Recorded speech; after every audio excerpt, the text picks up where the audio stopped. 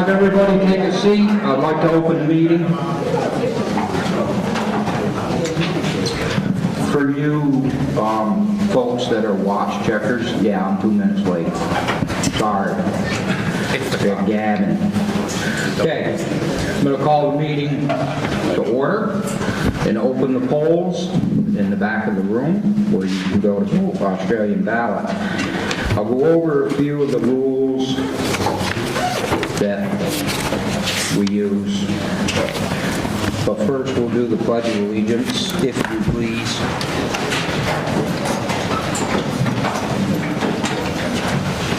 Men with hats, make sure you take them off. Thank you. I pledge allegiance to the flag of the United States of America, to the republic for which it stands, one nation, under God, indivisible, for liberty and justice for all. That's the one thing I should probably prepare for, I never did. Okay. If there are any non-voters in the room, I'll just ask you please not to vote on the proceedings. Otherwise, I will move you off to the side somewhere so I can keep an eye on you. Cell phones. Those that are returning customers, you know what this is going to be. If you have a cell phone, either turn it off or set it to vibrate. If I hear your cell phone go off during this annual business meeting, I will single you out. I will call you by name so that everybody else in the room can see who the person is that cannot follow directions. This is a business meeting. This is not a social gathering. Don't want to hear the cell phones. Beth, take note of that. I've got it right here, Scott. Okay.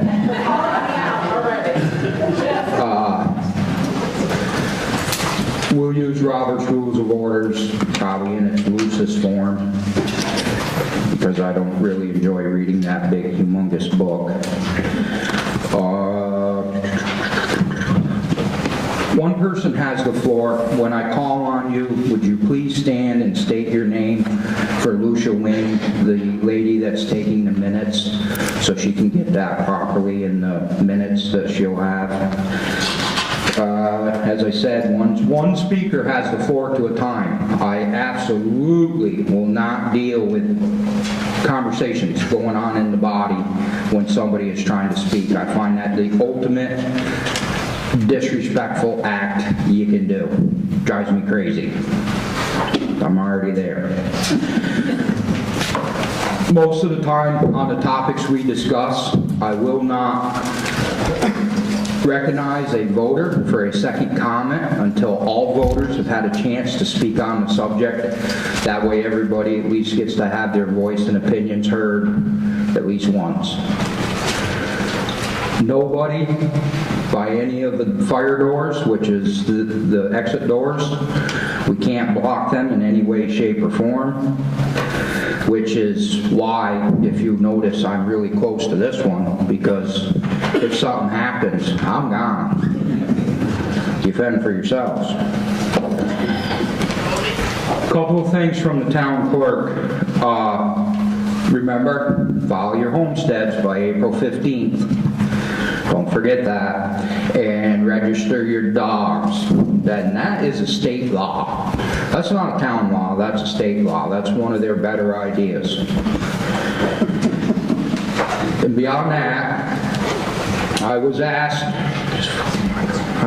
by the town clerk, and I will share this with you because she is one of your elected officials who works for us, myself included, even though she'll tell you not. She has managed to get her glasses on. IIMC. And what that is she has now made the rank International Institute of Municipal Clerks. She is now made the highest designation and is considered a master municipal clerk on the international level. This is quite an undertaking and took me many years to achieve this, and I do, I know a lot of you in here that know me. I'm like negative Nancy. I just, But I do like to give credit where credit is due, and this elected official has worked really hard to get to this point, and I would like to recognize that at this time.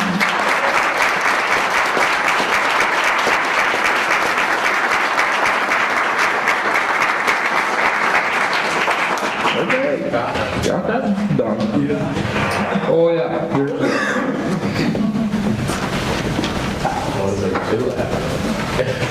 The Vanna White Swing. There it is. These will be hanging in the town hall. When you're in there, take a look at it. Or not, whatever suits fancy.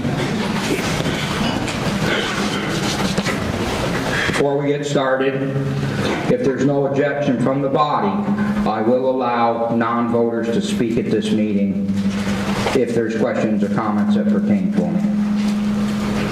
Seeing no objection, that shall be. The last thing, before we get hog-dogging here, I would ask that you treat each other with respect and be courteous. You all are going to have different opinions on what we discuss up here, and that's fine. That's what makes us human beings, but be courteous and kind. It's the least we can do as adults. I'm 57. It's taken me 55 years to learn that. I'm hoping that, you can catch on a little quicker than I did. I'm going to move into the... Scott, if you open the polls for me. I already did. Oh, I'm sorry, I didn't hear you. Yeah. Great, I'm going to open the polls. Oh, somebody mark that on the calendar. Respectful now. Yes, Bob, correct. Damn it, Scott, pay attention. Be respectful. I'm respectful. Yes, I did mention that at the very I didn't hear beginning. you. Let's try my bad ear. Must be. Okay. Town of Winhall, Vermont Town Meeting warning. The legal voters of the town of Winhall are hereby warned and notified to meet at the Mountain School at Winhall at 9 School Road on Tuesday, March 5th, 2024 to transact the following businesses. We have opened the polls. Article 1, to elect all town officers as required by law, which happens by Australian ballot in the back of the room. Article 2, shall the town approve the budget proposed by the Winhall Select Board as presented in the 2023 town report? That's a 4 vote. Article 3, shall the voters authorize the Select Board to appoint a collector of delinquent taxes pursuant to 17 VSA 2651D something A? That's a 4 vote. And then Article 4, to transact any other business that may legally come before the meeting. So we will go to Article 2. Shall the town approve the budget proposed by the Winhall Select Board as presented in the 2023 town report? A motion and a second to move it to the floor for discussion. I'll move forward. I'll move forward. David Squires. Then we had a second. Second, Larry Waller. Thank you, Larry. Okay, discussion. Discussion on the budget is open. Questions? Bob Oakes? Good morning. I would like to know how much is in some of these reserve funds. I mean, you only have it posted what is last year's and this year's. You don't have any balances in there. So can you begin by telling me how much is in the highway maintenance fund? The last time I got that in fact, just so you understand, we now have a treasurer that does regularly provide that to us, but it's been a meeting or two since we did get that, and we usually get it in a hard copy, so I don't know that I have that here. Can Deb speak to that? You have? I didn't bring the information. No. Okay, well, then maybe you'll explain to me why you put in $700,000 in this year. If we're finishing the access road, there's some huge culverts that have to be replaced. Yeah, we have the culverts, but... Like one of them, I think is over $300,000 to put in. And that's at half, like we only pay half of those Stratton. Well, that's where I want to take you to task, and you know it, the three of you know it, that Yeah, we are not responsible for the maintenance on that access road. Only two parts, paving and guardrails. Now, if you say I'm wrong, fine, get an attorney and have him look at our agreement, because I helped write it, and I know what it means. And you guys are spending all, is putting millions of dollars up on that access road. You're setting a dangerous precedent, and it's going to come back to haunt this town. I mean, how many million have you already budgeted up there? So is your understanding that the culverts, half the culverts are not our responsibility? They are not our responsibility. There's nothing on that access road that's our responsibility other than paving and guardrails, and we only pay half of that. So all of this money that you're putting up there is by the grace of God, your God.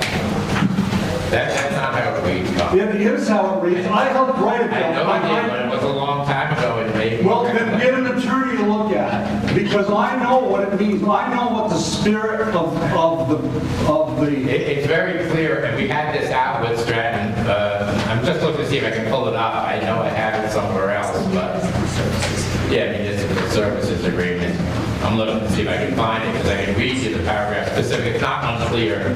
It's very clear. Yeah, that's right, it is unclear, because it's only paving. You know, I remember coming out of that meeting the day that we signed this agreement. Yeah. There were four of us there. One selectman that came back to help us get through the end of it. Here it is. And Ted Friedman said to me, he said, the best part about this is that we're not on the hook for the access road. And you know why he worried about that? He worried about that because if Stratton ever goes belly up, we are going to be responsible for that access road. And if you guys keep putting money up there, then it's a clear case. Yeah, I'm looking now. I did find it was August. This has August 2nd of 2000. And did find it. A lot of it. This first part's all talking about the sewage disposal. But we've been through this a lot of times. Yeah, you know I told you that. Well, I know you've had discussions, but, you know, I'm not changing my mind. I know what the spirit, I know how we wrote it. And we had an attorney write it. Right, well, whoever wrote it, it was very clear. It's not what you're saying. It says in 4.2, Winhall and Corporation shall meet at least once per year regarding the annual upkeep of the access road.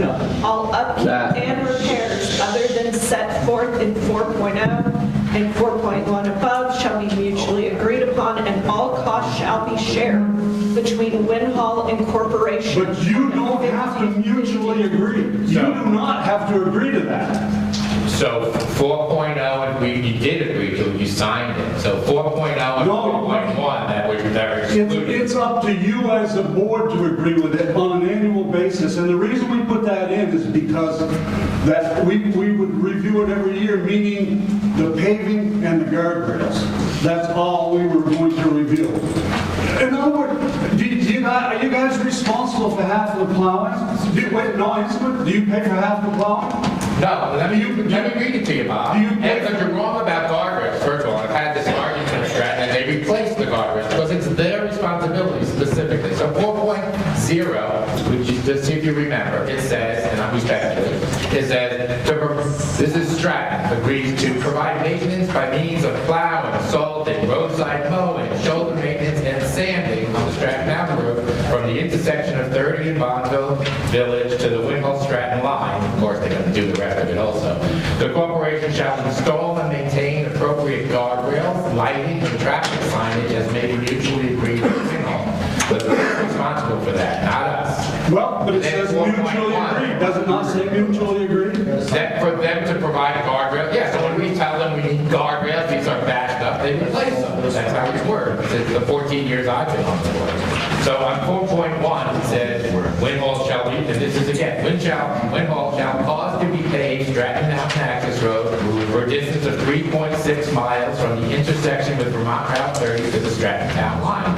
Corporation shall reimburse Winhall for one half of the cost thereof each time paving is deemed necessary by the mutual agreement. So yeah, we can say we don't agree, it doesn't need paving, and I get phone calls. We are responsible for half. One half of the cost. Yeah, I agree with that. By mutual But we're agreement. not responsible for anything else. Well, we don't. No, there's no well about it. That's what, I was one of 4 people that wrote this. I know what we wrote, and we had an attorney write it. And we're not responsible for half of putting in guardrails and making improvements on the access road. So We're just not- 4.2 says all upkeep and repairs other than as set forth in the 2 articles I just read, where Stratton Right. says they're doing all of the maintenance. They do all the maintenance. And we agree to split the cost of paving. The sale shall meet once per year regarding the annual upkeep of the access road. That's what Julie started to read. All upkeep and repairs other than as set forth in those 2 articles shall be mutually agreed upon and all the costs shared between Winhall and Stratton on a 50-50 basis. Yeah, but you don't So- have to agree. And then I get Let phone them fix calls. the access Or road. Stuart gets phone calls, because I'm not the chair anymore, so Stuart, I'm going to sit in the middle here. Stuart. Stuart. And I get phone calls too. I mean, I'm not going to throw names out there, but in the last few years, we have people, and we fixed half of the access road, but we have people screaming, like, what's going on? Why isn't this getting done? Well, it's money. It costs money, and it takes time. No, I'm And telling even- you, we didn't build the access road. No, we did And not. we never agreed to maintain it in any way, shape, or fashion other than paving and guardrails. And the We reason, don't do guardrails. and I'll tell you the reason we did that. The reason we even agreed to paving is because we were eligible to get state aid. Yes, that's exactly what I was going to say that. Several Well, times, that's why state they pay us aid that. has paid our half. Well, not half, but they assist us. Yeah. That is why it says Stratton will reimburse us one half the cost. That's exactly right. Right. Because we can get state aid for road maintenance.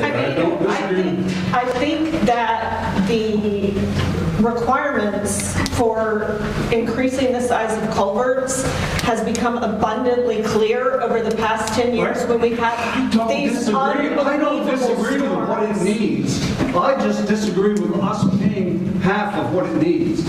We didn't build it, we should maintain it. Would it be appropriate to have you had the town's attorney look at this contract now as to how it stands in today's age to define it better, or? I would assume. I mean, I'm trying to look to see where we can come to a resolution I'm 100% agree with that. on this, only because, I mean, you know, we're at an impasse at this point right here, so.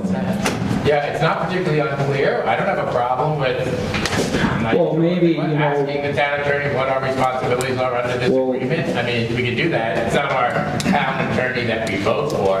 It's the town attorney Well, that we pay. Yeah, well, I mean, Something an hour. well, we pay for everything else, Yeah, I though, so. understand. And if it saved us $300,000. 300,000? $1 million How bucks, about 3 million?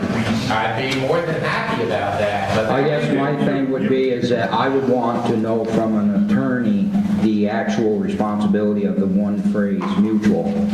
If in fact it says mutual and either side signs that contract, are they then bound by the contract that regardless of that mutual kind of, I think is it's a gray phase, because you have Bob with one opinion on what that means and you have you on another opinion of what that means. So I'm just thinking to come up with a resolution to keep this meeting going, because we're not going to solve yeah, but that's this not what Bob's saying. on the floor. What Bob is saying is that Stratton is only supposed to do guardrails and maybe. No. But the whole, So we are only supposed to do but the guardrails. whole thing was brought up, that it was mutual, and Bob is saying that it says mutual, means you don't have to agree to it. So what I'm saying is, that word mutual, maybe that's where you want to point an attorney at to get some kind of Okay, yeah. definite, this is what it means really in contract terms, and if it needs to be changed, it needs to be changed. I'm just, like I said, I'm trying to look for a resolution, because we're not going to solve this issue here on the floor You know, Like you got close to $2 million in that, between the paving and that construction. And I'm guessing that all that 700,000 is going on the access road. No? Well, there's much more than that. Yeah, there's more. There's some big culverts. Okay. All right. Other places that we did. Okay, so But my mutual, just to get to the gist of this, so, Yeah. when it's mutually agreed, that's not, I am an attorney, but I'm not practicing law here, I'm a select person. I certainly have no issue, I mean, like I said, a few $100, you get an opinion, but I mean, when it's mutually agreed upon, that's because when we've sat down for the last X number of years, me for 14, and you were chair when this got signed, by the way, it's your chair. For the last 14 some odd years, that's been Stratton coming to us and us mutually agreeing for two reasons. One is we have to get it into our budget. Second is they have to get into their budget. And the third is we have to agree on what needs to be done in order to bring the access road up to snuff. So there's nothing in here that says that they're responsible, they're paying it, or, I mean, to back out of this agreement by saying mutually, that we're not going to mutually agree. well, maybe that's where you need to get the clarification put in there. Here's the bottom line to it. You have a taxpayer who's come forth, he's got an issue with your budget, he's told you what the issue is, so instead of us bantering back and forth here when we're not going to solve anything, let's just try to do something to possibly get Bob answers and to once and for all, because I've sat on many meetings too where this contract has been discussed and discussed and discussed, and honestly, everybody has a different opinion as to what they think it says. That in itself kind of leads to the fact that maybe there is some terminology in there that could be explained The only a thing little I better. recall coming up. Stuart. The way I read it, I was under the assumption we were responsible for half, other than the winter maintenance and the summer maintenance, mowing and guardrails, et cetera. That was my interpretation of this. I did not read into it of what you were saying, because I just wasn't privy to that. I mean, we will have to look at it again. I thought that we would be responsible for any capital improvements on the access road to solve deficiencies, because we've got some culverts that the bottom's rotted out. Well, I won't beat this to death, I agree with Scott, but there's nothing that says anything about capital improvements like you're... Well, that was my understanding. We will look into it some more. I'm sorry that we didn't read it the way you intended it. I mean, and I'm not sure. The problem is it's legal jargon. Yeah. And lawyers wrote it, so that puts us all at a disadvantage. Okay. Then my second question is obviously you can't tell me how much money is in the fund, but you're putting a lot of money in the fire department fund, so you want to, I mean, can you tell me, I mean, you're asking for $175,000 this year, you put $275,000 in last year, so what's going on? Can I just jump backwards for a second? No. Because I do think that... No, let's not rehash that, Bill. I mean, No, Matthew, I'm reading it again, and I think, I guess... no, but you will do this all day, and I understand you want to make your point, but we've already kind of come to an understanding on what we think should go on with that. Bob now has another question. Let's answer that question and continue to move forward. I see 510,000 in the last 2 years, or 3 years. There was 60 before that, which seems normal, but all of a sudden it was 275 and 175, so something's going on in the firehouse. Anybody want to share?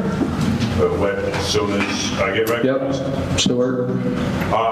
That is to fulfill the purchase of a new fire truck every 20 years. We have to replace the fire truck or our insurance rates go up dramatically. That is coming, it won't be here until 26. We're trying to build it up so that it will be paid for and won't have to borrow money on it. That is the extra money to put another frontline pumper on. And so that's where the majority of that is. Okay. I mean, I don't disagree, but I think somewhere in the selectmen's report or the fire department report, you could have mentioned that we're in the process of buying a new fire truck. Why not last? Yeah, Thank you, Bob. Dave, you had your hand up. David Squire. It sounds like we need a motion in order to have an attorney take a look at. No, you don't. You don't. The select board has the authorization to do that. We can make a motion to have a select board meeting. It doesn't need to be here. Anything else? Any other questions or comments? I mean, you didn't ask the question on my reserve fund, Bob. I was fully prepared to answer it. But just so everybody knows, there is a municipal reserve fund, and what I do with that, because the way that it works is, in the summer months, the town of Winhall has no money. Period. Your fiscal years come to an end. You don't start collecting taxes until the fall. The majority of the work on the facilities needs to happen in the summer. That's when it's time to get things fixed. So I had gone to the select board some years ago. For those of you that don't know, I am the facilities manager. I am the supervisor of the transfer station. I do the 911 numbering, and I do this once a year. And I had gone to them and asked them to create that reserve fund so that in the summer months, when repairs were needed, I would have money to be able to hire in people to get that done. Nobody's replacing windows in the middle of winter. But if we're talking about reserve funds, I think it's only right that you know a little bit about one of the other ones that is carrying somewhat of a balance on it, and I plan on using quite a bit of that this year, just so you know. Any other questions, comments? Yes, Randy. Randy Amadon. I'm on the short-term rental administration here. I see you got $100,000. This is on page 4 of the budget. $100,000 here budgeted with several, I guess 3 different positions on here. Can you just explain what each person's going to do here? I mean, an SDR contractor, and then an administrator, and then a secretary. I mean, what are all these people supposed to be doing? So the budget item for the STR contractor, there are companies that charge to search all the databases and figure out what your short-term rentals are. We're working towards getting an ordinance about registering short-term rentals. We're going to need somebody in a position to oversee that. It's going to be a lot of work. And we wanted to have that money set aside so as soon as the ordinance passes, because it will come before the town, then we can get somebody in, and it will eventually more than pay for itself by the registration fees that people who have short-term rentals pay. Do you know what those fees are going to be? Or how much are you- They're talking between $1,000 and $2,000 per house per year. $1,000 and $2,000 for somebody to rent their house short-term? To be in compliance, there's a lot of compliance required with short-term rentals, but besides the fee. But yeah, the fee is there to cover our expenses, so it doesn't cost the town money. People make $1,000 on a weekend in a short-term rental. They do, I mean, at least they were. Maybe things are changing. The state is also looking at it right now, Randy. Maybe you're on top of a lot of stuff. But the state is looking at it and talking about not allowing short-term rentals to happen at all unless you live there for 120 days. We don't have that requirement in our thing, so in fact, that would shut down so many Airbnbs. We have about 400 in our town, by the way. Marcel has been working this about 3 years trying to get a short-term rental structure in place, and when he did the math in order to cover our expenses so it doesn't cost us as a town any money, it is significantly higher than other towns that I've seen. And it's not locked in stone right now. So the contractor part is an outside firm that's going to do the research to see who's renting their house short-term. So they do compliance, yeah. They search, they use, AI or whatever to search the entire property now. There are like 1,000 different platforms that people are listing these on. So, Stuart? there will be some difference between a home that you have, like it's beside your house. You're on site. Someone who owns 4 or 5 homes, they're not here. Their homes spread all over and they're not here. There will be a difference between those, from what I understand, in price layout. If you are here and you're in charge of your short-term rental, fine. But if you have a bunch of houses spread over and you're just advertising there's no one here, that rate will be higher because those people are doing that just for profit. If you have an extra house that you can rent and it's close to you, you will not be paying as much as that $1,000 to $2,000 per. I don't know the exact price. What's that? So we don't really know what the fees are going to be. Not exactly, Randy.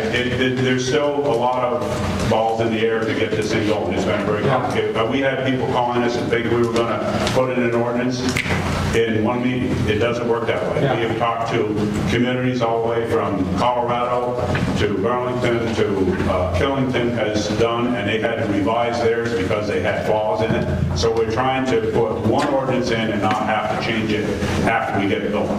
So I don't think it's going to be quite as bad, but the people who own 4 or 5 houses and are just renting them strictly as an Airbnb, then those are going to pay more than the ones who have another home on site or rent a room or whatever of their main dwelling. I hope that helps. Andrea, you had your hand up. I just would like someone to potentially define for me what is a short-term rental? Is it just anyone who's renting anything? Is it any kind of year? Is it a certain, is it 3 days? Is it a day? Is it a year piece? That would be helpful. Well, the state actually has a definition of short-term rentals. It's not in front of me now, but one of the things that I was surprised at, and Marcel's been working on it for 3 years. He's not here, unfortunately, because he has more of the answers to this.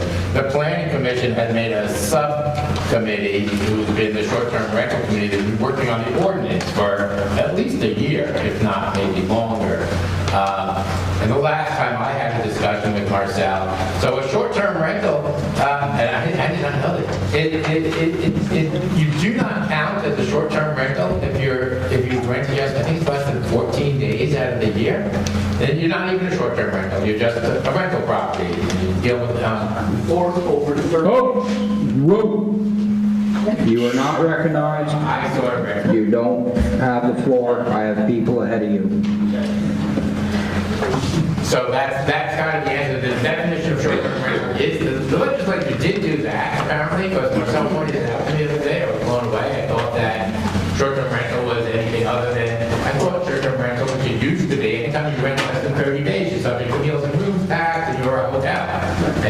But apparently that changed. Less than 14 days is not considered a short-term rental. Well, again, you have to actually look it up. And you know, there's a thing called I got you. Vermont Short-Term Rental Association, is VTSTR. I get their emails. It's something you can join if you want like a lot of information about it. They're an advocate for the short-term rental rules for the people, not against anything. They're totally, and they actually want compliance because they don't want trouble. They like things to be set up from what I've been reading. And there are a lot of answers on their website to things like that. Like I said, I was surprised. I have not been following him. I was surprised that it's not even considered a short-term rental. I think it was 14 days, or 14 out of 30. It might be. I'm not as familiar as some others might be here. Does that in any way, shape, or form answer your question? There's no consensus. Okay. Teresa. Oh, just before Teresa, when you do want to speak and you raise your hand, if you see me acknowledge you, I have your name wrote down, so that I will go in order as I see the hands come up, but I will generally try to make eye contact to let you know I've got you on my list. So don't feel like you have to work out. Teresa. So I'm going to stick with the short-term rental conversation. So one is the short-term rental contract, is that going to be just a one-time, or is that going to be an annual? And so I assume that price of $30,000 is like the standard in the state for a short-term rental? You researched that to know Are you that? talking about the contractor? We've got, bids from I'm four. sorry? We've gotten 4 bids from 4 different companies. I think it was 4. Okay, and then the other 2 positions, are they going to be appointed or elected positions, meaning the administrative, the secretarial, and the short-term administrator? They'll be appointed, there'll be an RFP put out, and people come and see. So they're Well, going to we're be... going to hire someone. I'm sorry. We'll be hiring someone. Okay, so, and will that be the same person, like, just for this year? That's what the rates are going to be, or you don't know if that rate is going to increase at all? I'm just trying to get a picture of, like, so we're looking at $101,800 for this year, and then, like, next year, I mean, do you anticipate that that number is going to keep going up? No, it's just the opposite. It's what Julie said. It's all covered by the fee. That's the only reason it's there this year is because we'd be implementing it before we actually are collecting fees. Then we're going to have income, short-term rental income. I mean, assuming it all happens, I really don't know what the state's doing now. I keep hearing a lot of different things, and it could nix 3 years of planning to try to make this work. I don't know what they're going to come up with. But the way we set it up, or are setting up, and there's, I meant to say this before, the ordinance has to get voted on at the select board meeting. It's publicly warned. You certainly can come, and the ordinance itself, I don't think the draft is not up on the website. But when we get ready to warn it, the draft will be up there, and of course, you're welcome to come. And So that, the planning commission is still working on the ordinance, correct? the subset of the planning commission, yes. I'm sorry, I didn't get... Yes, a subset of the planning commission, in my understanding, the short-term rental committee of the planning commission, have been working on it for at least a year. Yeah, Might be more than that. I've been to meetings where they've been working on it. Yeah. So I just was trying to figure out the fees, where the fees originated from, and So it was math. It was just math. Marcel worked up how much we're going to make and how, what we need to cover, and then divided it by the number of units we have to figure out what the fee will be so that it doesn't impact the town. Okay, so these people that you hire, are they going to be answerable to you or to the planning commission? To the select. They're to the select board. Okay. But there's nothing I'm not sure what the answer is. They're actually going to be working with whoever the short-term rental administrator is. Well, I mean, like, if somebody has a question, somebody has to answer that question, who are you going to make responsible? Are you going to be responsible? Well, Or is the planning commission going to be responsible? The I'm just short-term trying to find out where the buck stops. The short-term rental, well, the buck stops with us eventually. Excuse me? The buck stops with us eventually, but I would say the first place I would go So, like, if I have an issue... You go to the with short-term whoever- rental administrator who would explain that to you, but we don't have one yet. The short-term rental administrator would be my logical This person. is all brand new, so that's why I have so many questions. Yeah, it's not even new. So, right, so that's why, I mean, I'm not particularly want to go on about it, but I've I'm... never had a problem with your questions, Teresa. Thanks, Bill. Thank you. Okay, Elton? Ellen Coleman, I was just going to say my interpretation of the state rate is over 30 days is not a short-term rental in one's rental. So 31 days isn't short-term. If you're over a total of 14 days renting it, even if it was one-night rentals in the year, that's considered short-term. Yeah, I read If it's under 14 days, if you rent it for just shy of 2 weeks, even if it's one spot or 13 days, it's not short-term. It's in a whole year. Yeah, that's what I had read a few weeks ago, and I was not aware of that. Kim? Also with regards to short-term rooms and meals tax, if I own a property and I rent it any number of times for less than 30 days, I'm required to make sure rooms and meals tax is collected. And that's how the state defines if my rental is short-term or not. If each time I book it, it's less than 30 days. So for those people who book more often. I would like to express something. The other reason we're doing this rental is not like this ordinance is not a money grab for the town. In fact, we're trying to make it a net zero. But the problem that we've had, we've gotten a lot of emails. I'm sure nobody wants to see them all, but the problem that we've had is that we're getting phone calls, we're getting emails mostly from people that are saying things like, hey, I've been on Benson Fuller for 35 years, and now there's like parties going on next door, and people putting their garbage out, and the bears are ripping garbage apart, and the first avenue is we do have a noise ordinance, and if it's after 10 o'clock at night, and I actually discussed with the police, our chief, that, they should enforce that. We haven't had an issue since that came up, but they can actually enforce that. It's a $500 fine per person for violating a noise ordinance. So, I think that would quiet people down on its own. But there's been, if I said a dozen, I'm probably shy of people complaining to us that, like, what the hell's going on? This is a residential area, which, the state of Vermont came out with a decision saying that it doesn't matter if it's resident. They don't consider this a commercial use. I think it's like a transient hotel, but the state does not.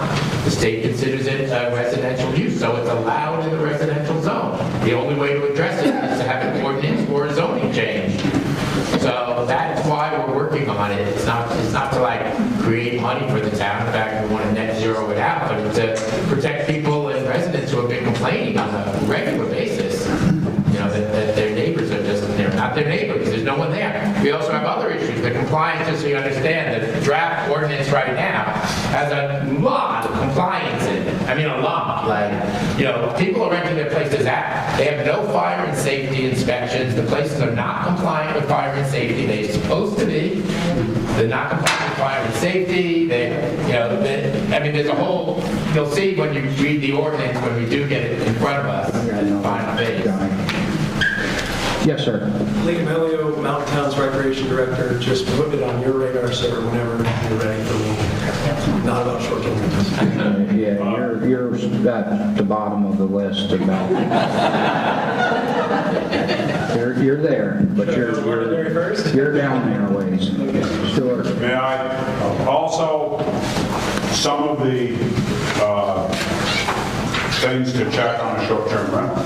If this house is advertised for 15 occupants, if the zoning regulations, that the zoning permit, that house that was went in and it showed 3 bedrooms, you're for 6 people. You're not going for 14 people. You are now in non-compliance, and either you have to bring it up to spec or you have to retract how large. Because some houses we go by and there'd be 10 cars in the yard every morning, and eventually that septic system's going to fail. This is to help get a handle on that as part of this regulation. So there's a lot of moving points with this short-term rental regulation. It's not just to create another regulation. We would wish we didn't have to, but it's just we've got so many complaints about it. We're trying to get it to a point where we can put a regulation in and we don't have to change it 2 months later because, oh, there's a loophole. Some lawyer didn't pick it up, or some lawyer did pick it up. So there's a whole bunch there. The compliance is in the registration form. The people registering their Airbnbs have to prove that we're not digging it out. They have to. Yeah, we can get to all that when we actually have. You're kind of beating a dead horse now. Is there any other questions or comments related to the budget? Do I have a motion to move the question? Dean Giannotti. Do I have a second? Second. Who made the motion? Dean Giannotti. And Christie. Boswell. I didn't dare to say. All in favor, say aye. Any opposed? Okay, so. That was a moving question. Yeah, because now we're going to vote. Now we're going to vote it. It's been a little bit. I'll give you a little quick. Shall the town approve the budget proposed by the Winhall Select Board as presented in the 2023 town report? All those in favor say aye. Aye. Opposed? By God, sounds like the ayes have it. I do believe they have it. Article 2 passes. Article 3, shall the voters authorize the select board to appoint a collector of delinquent taxes pursuant to yada, yada, yada. Motion to move the question to the floor. Elizabeth Grant, second. Somebody shout a name. Barry Waller. There's my guy. He knows to shout his name. Okay. Questions, comments, Article 3. Shall the voters authorize the select board to appoint a collector of delinquent taxes? Any questions? Any comments? Any Randy Amadon? Well, I just wanted to know why we're going to an appointment of a collector of delinquent taxes instead of doing it like we've done in the past with voting. To save money. So if we look, You should be recognized. oh, sorry. So I'm sleeping over there, Julie. I'm sure we'll see what was going on there. Julie, go ahead. So I can read you the amounts that we've paid the delinquent tax collector in 2023, which our delinquent tax collector was ill for a lot of that, was $58,255 plus FICA and Medicare fees was $4,000 to a total of $62,700. In the 2022 year, it was $109,000. 2021, $86,000. 2020, $81,000. 2019, it was $85,000. Now, these were fees that the tax collector got themselves. Yes. Okay, so how is this going to change? I mean, what is your plan then? Are you going to speak to that? Well, One of you. I wasn't, if he's put another question down, I'm trying to answer what we were doing before, so please, I'm not referring to that question. Well, it's kind of all wrapped into one. I understand that, and I'm sorry. Yeah, no It's going to worries. get a little complicated. So, That's the story of my life. forever in the town of Winhall, to the best of my knowledge, we have had a delinquent tax collector. The delinquent tax collector is responsible for collecting the taxes after the October 12th at 5 p.m. 11, excuse me. See, so anyways, 11th of October. And the delinquent tax collector gets the 8% penalty fee that is assessed to a person who does not pay their taxes within that time frame. That is the way it has always been, historically. It's always been that way. It doesn't really cost us anything because that amount paid to the delinquent tax collector comes from the delinquent tax collector fees. If the delinquent taxes are lower, they will get less money. Our treasurer, Debbie Avison, who was appointed after Kate passed on, implemented a pay system that people can pay right up until 5 o'clock on October 11th over the internet, card, bank check, whatever, and that cut down on some of it. So she has made great progress in getting that down some. It all depends on what you want to do. Personally, I don't think it's broken. You guys do what you want to do. Now, as far as, I don't remember what Randy's question was, but I had to think about what I was going to say. About what Randy said, so you guys can carry on there. I had to try to remember where I was going this morning. Beth had her hand up first, Bill. I don't think you get to the question. I don't think you got his question answered. Yeah, probably not. Well, I guess the question was, I understand what Julie was saying, but I wanted, trying to understand going forward, what was going to change. Yes, Bill, can you clarify? Here's what happened. So in 2006, 2007, Beth and Kate came before us and said, hey, we want health insurance, and we figured out that we could afford to give them both health insurance. And at that time, Kate's numbers came up because people were saying, we're giving you health insurance, how much are you making? So after that was the first time I think probably pretty much anybody saw what the delinquent tax collector was getting. And at the time it was like $81,000, I remember. And a lot of people were taken aback. This was, 2006, 2007, like, wow, that's a lot of money to make. Well, a few things happened. One thing is, the job that Kate Holm has done since the 40 years I've been here, the job she used to do was pencil and paper and typewriters and barely even computers. Certainly when I got here, she wasn't even using a computer to do it. So the job has changed significantly. The job now is all a NEMRIC system. So the delinquent letters that go out, the interest is automatically calculated onto them. They automatically get sent out. So many towns I've gone to, because I am a real estate lawyer, collector, so I go to a lot of town's offices and I've been asking, well, how's your treasurer work? And how's your delinquent tax collector work? And the delinquent tax collector in many towns, and it's about a 50-50 split statewide, but in towns around here, a lot of them are hourly. And in order to make this, if this is an appointed, to answer your question more directly, if this is an appointed position, then we can appoint somebody at a salary instead of the 8%. So like, I don't know if Julie ran through this all, but yeah, Plus, we'll know how much is coming in. right. So we can do it. There's a lot of different ways to do it, and we haven't decided because we're not even authorized yet to do it. But if we get the power to appoint the delinquent tax collector, then some towns do 3% to the tax collector, 5%. Some just do straight hourly when he's in the office working, just like our listers are. Our listers are up there, and God bless Doug. I don't know if he's here, but he should get he's probably working.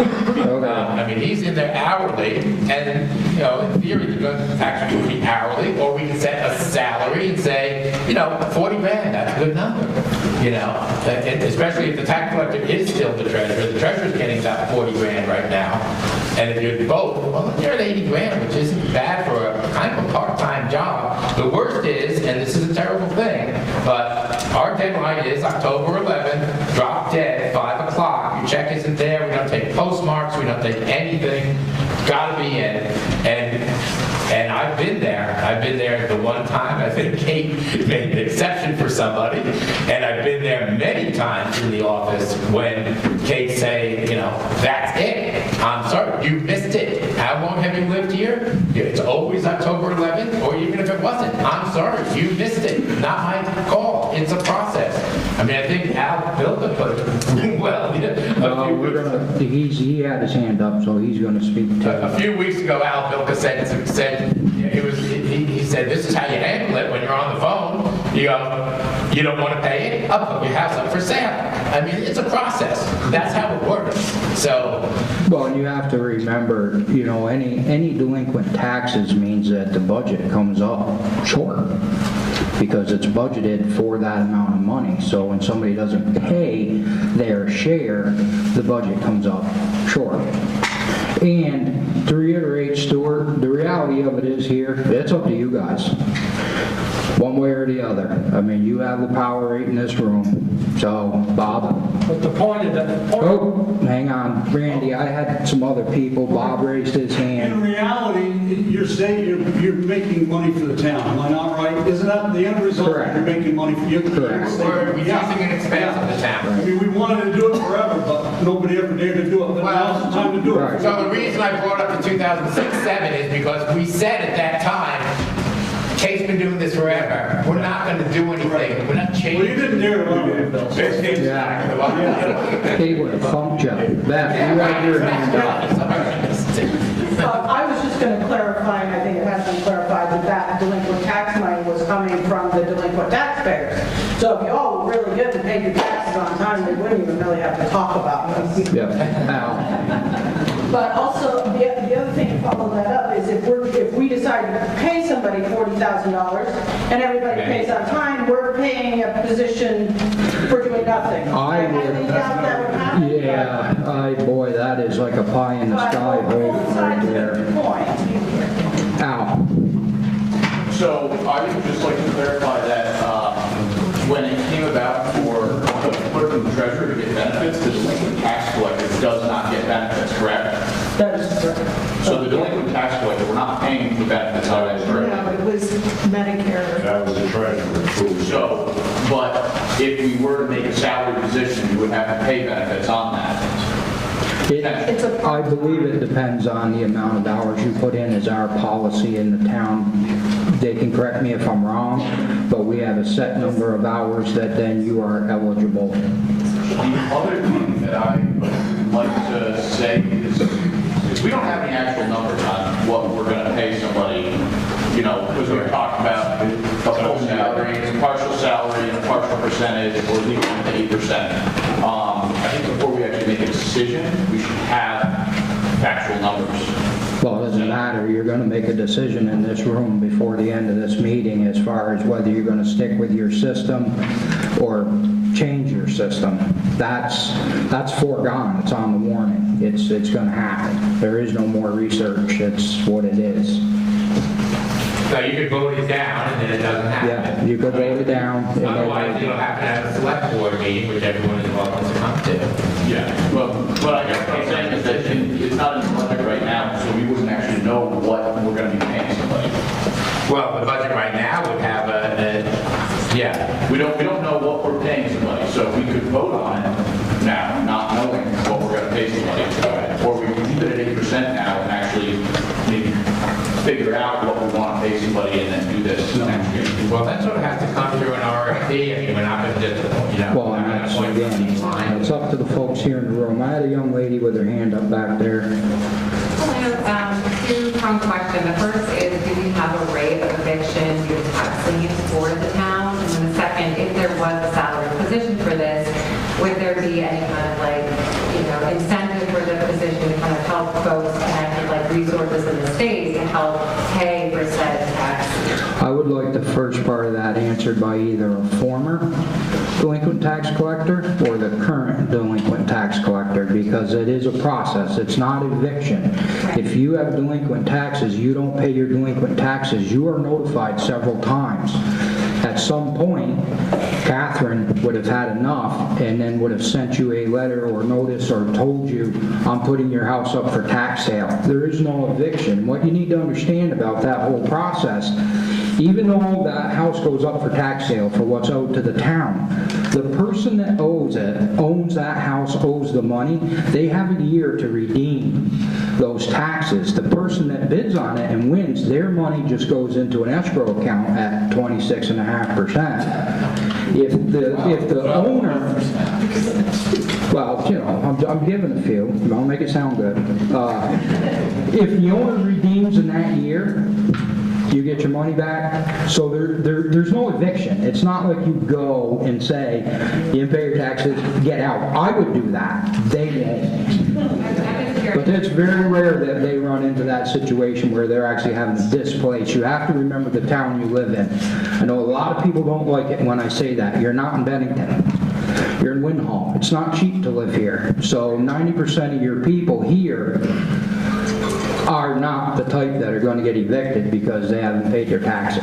Right, but I think that, to be fair, it's not just the one person that lives here. There are a lot of older folks, and we're talking about people having to move because of delinquent taxes. I'm just curious if My knowledge, if we could have somebody, or if part of the goal to be to help connect them with tax programs in the state. you could probably ask Elizabeth, who was a prior delinquent tax collector. Oh, no, she was an assistant treasurer. Assistant for free. My apologies on that. I'm not sure that's ever, So normally what had happened in the past with Catherine is if you came to her and you said, look, I can only afford $200 a month, can we work out a program? There was a payment plan, and it went on for as long as you needed it. But today, if you're in a lower income and you file your homestead, you're already getting a huge discount if you don't have much of an income. So your taxes really should not be huge. But if you needed something, I'm sure Debbie, that would be totally up to her. She's still the delinquent tax collector today, because she is on the ballot for a 3-year term as well, so depending on how this goes. But that's totally up to the delinquent tax collector, what they choose to do. But I would be surprised.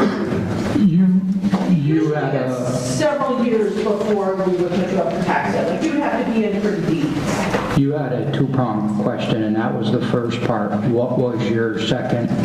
Well, that was was the second one? We Okay. have numbers of properties that have on. So if you weren't confused when you asked it, are you confused now? So there's actually a list of delinquent tax collectors in your book. So you can see years past up until this year, just so you can kind of get a basis of where we are. Page 2. Page 2. Thank you. Stuart? We don't have a tax sale every year. Sometimes it's 2 or 3 years in between tax sales. They'll take, and they've already called these people, they've tried to work it out with them, and some of them just don't pay, so all right, we're gonna put your property up for tax sale. It goes through a process, has to be warned, there's a lawyer involved, et cetera. That is the responsibility of the delinquent tax collector. Then, if someone buys it at a delinquent tax sale, they cannot go on the property for a year. They can't go near it because it's still their property. They have that whole year paid off plus interest. So that doesn't happen every year. We don't necessarily have a tax sale every year. But you also got to remember, this is warned, and the present appointed delinquent tax collector is on the ballot for re-election at this time. So if we do this, this is going to be changing what we have done in history, okay? It has been, the delinquent tax collector is elected, and that's what they get for their fee, and they do the job, okay? So if we do this, then we will be changing that procedure. There will be no longer a elected delinquent tax collector, there will be a hired delinquent tax collector, just for information. Yeah. So if you're delinquent, you will still get hit with the 8%, but a portion will go to the town's budget, and then they will be paying out from there, where right now, we don't pay anything, it all depends on who's bad. Okay. Are there any other questions or comments? So, Barb? Sometimes I lack a little information and just, yes, he's my husband, but we don't talk business about. Yeah, no, that's totally fine. I get it. In my perspective, this question is asking, do we want to do it this way or this way? And what we've heard from the first select person was this is to save money. What I'm hearing is that if we vote in a tax collector, they're collecting the money from the delinquent taxes, which the town can't use because the tax collector gets in her pocket, in her pocket. The penalties on the taxes, okay? So that money is lost to the town, in my perspective, what I'm hearing. If we have a person who our select board has deemed within our town's budget to be a job, then we have to trust that they're going to use the money the most fiscally responsible way and get the job done. And so for me, if we're not giving all the penalties to one person and paying their insurance and doing all of this for that one person, the community as a whole is better off in the tax. That's how I understand it. I may be wrong. No, it's your opinion. That's fine. So there is no insurance with the delinquent tax collector, just to clarify that. Okay. So we take bike and then The only other thing that I would add to that, because I usually am in this position a lot of times, you have to understand your delinquent tax collector is probably the most hated person in this town. They're the bad one. They're the bad guy. So regardless of which way you vote, like right now, it should behoove you to even go to a selectmen's meeting if it goes that they appoint it, and just make sure that person is paid compensatory to the fact that they are the one that the phone calls are, they're not nice, they're bad. They're the ones that have to stand to be the face, the bad guy of the town. I wish I could run for it. I would do a bang-up job. I can't. That being said, any more questions or comments on this article? Seeing none, do I have a motion to move the question?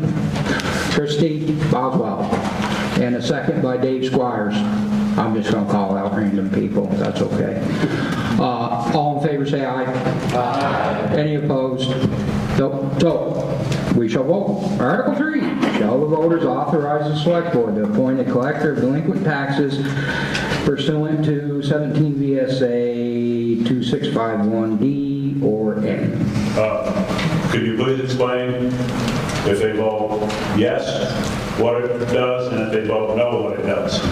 please. I'm sorry. I know I hate to... If you vote yes, you are giving the select board the authority to appoint a delinquent tax collector. They will no longer be elected as we have in the past. If you vote no, then the delinquent tax collector will be elected as it's always been in the past. Is that at all unclear to anybody? I got all day. I can explain it over and over and over. Okay, are we set? All those in favor of Article 3 signify by saying aye. Aye. Those opposed? No. I believe the ayes have it. The ayes, in fact, do have it. Article 3 passes. Article 4 is to transact any other business that may legally become before this meeting. This is where I have a few community members that would like to get up and speak. The first being Julie Isaacs, one of your chairpersons. I just wanted to ask for volunteers. I wanted to take on affordable housing. I have no time to do it. There are a lot of resources if somebody is interested in starting that committee. Mike Cole can talk to you. He started the Energy Committee this year, which is a great addition. If anybody else would like to start affordable housing, just come to a select board meeting. Also, we need 2 people for the Wyndham Regional Commission that helps with grants and helping businesses in the area. They are, I believe, Zoom meetings once or twice a month. We could really use people to do that. If you want to get involved, trust me, you can. There's a lot that makes a small town run, and we could use everyone's help. Laura Giannotti from the Community Center, one of our superstar community members, right here.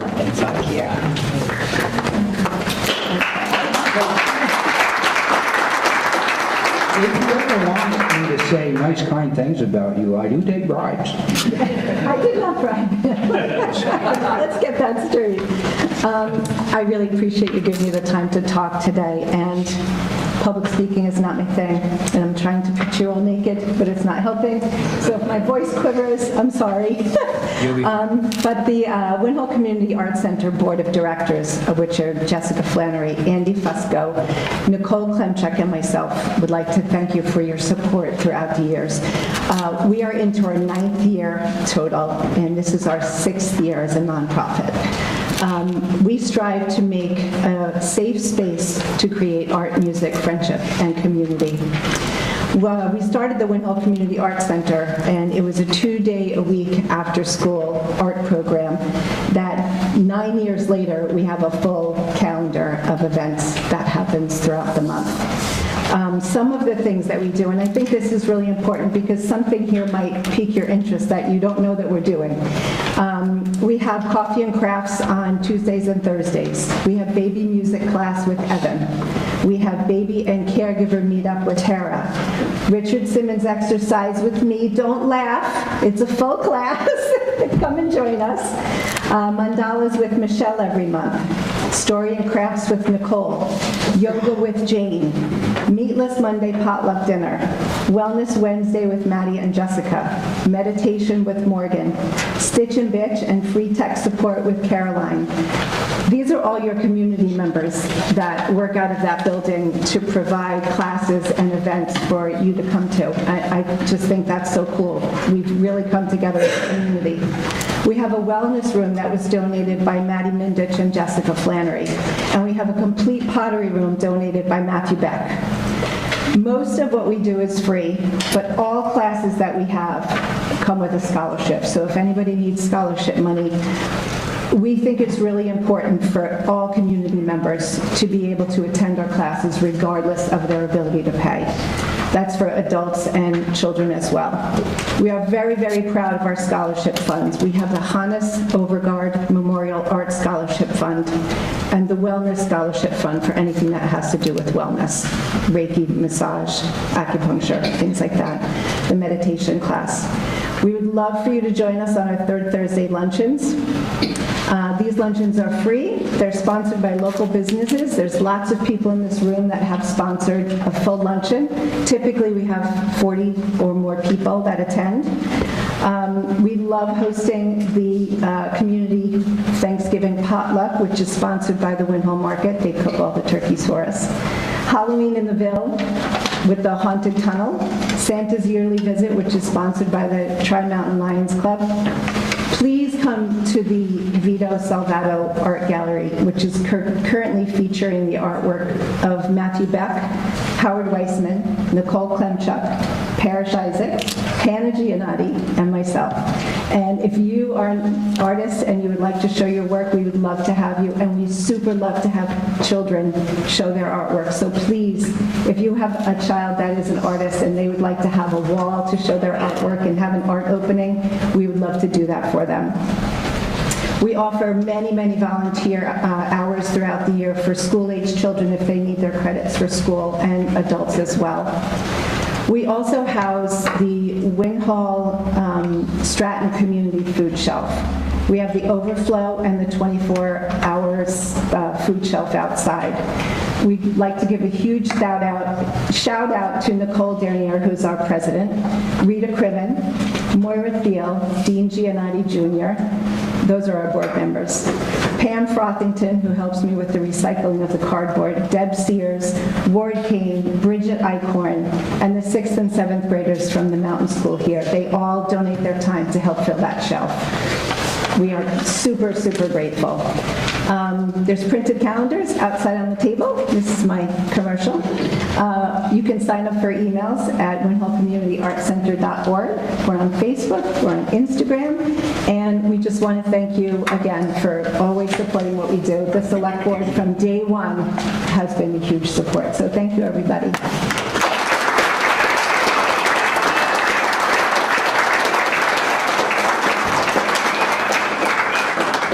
Thank you, Laura. You did a fabulous job. You can be moderator next year.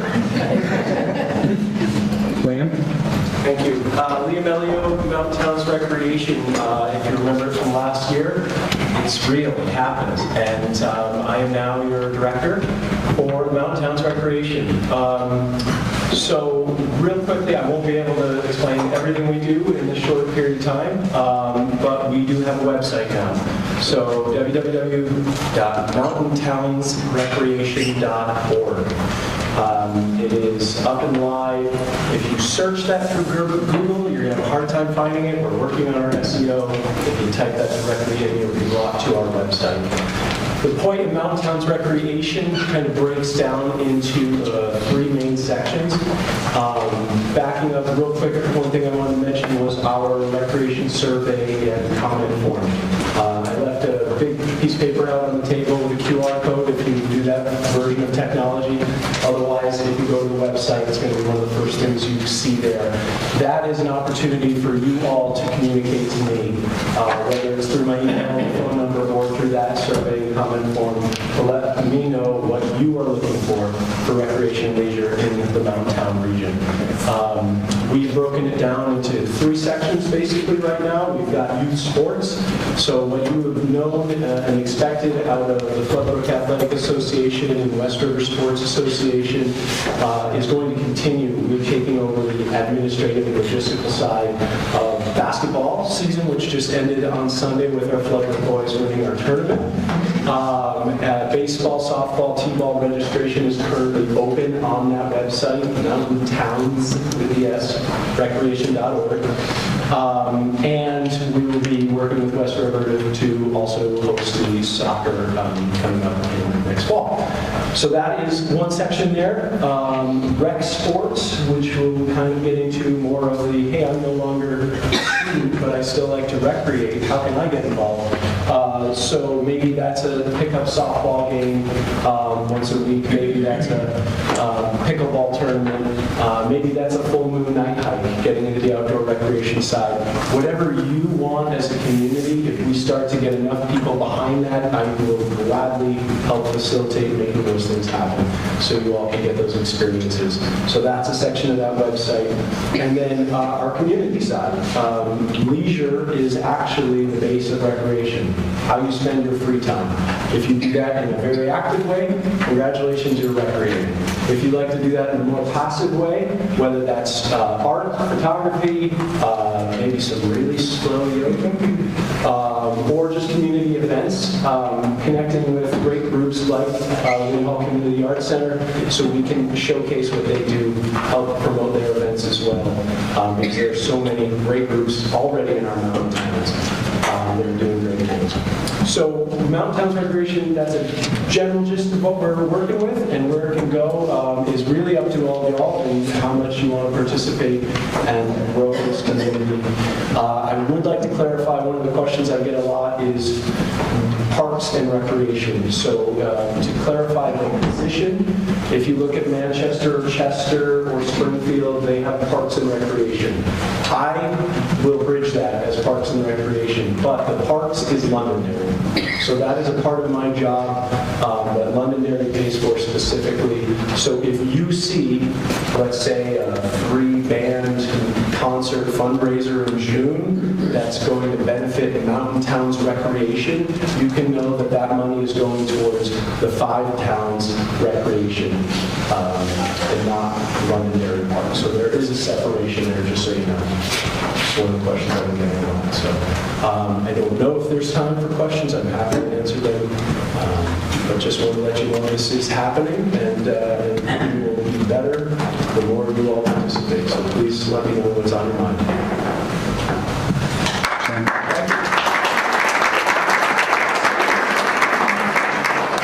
Is there any other business anybody wants to discuss? As always, when I recess this meeting, I give the usual thanks to the police department, the fire department, the select board, the school board, all the community members that came out here today.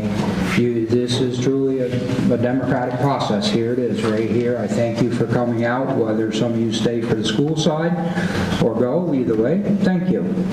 At this time, I'm going to, if there is no other business, I'm going to recess this meeting until 7 p.m. tonight. I don't see any objections, so we'll take 10-15 minute break so we can have a changing of the hot seat people, and I gotta have more coffee.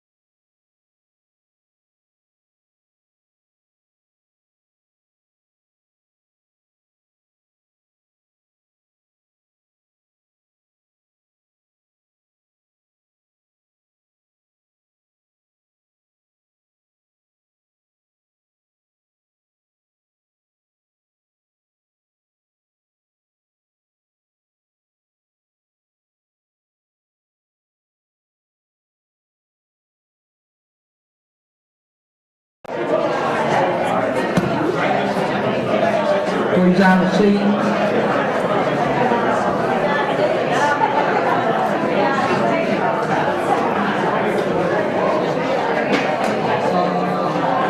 Please find a seat. I'd like to get on with the second half. Intermission is over. Belly on up to the bar, boys. We're going into overtime. Okay.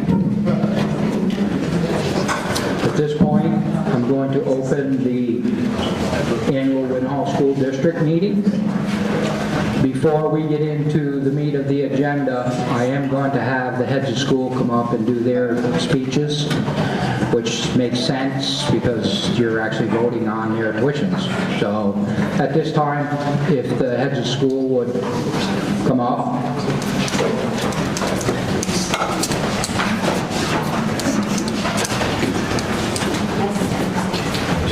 3 to 4 minutes.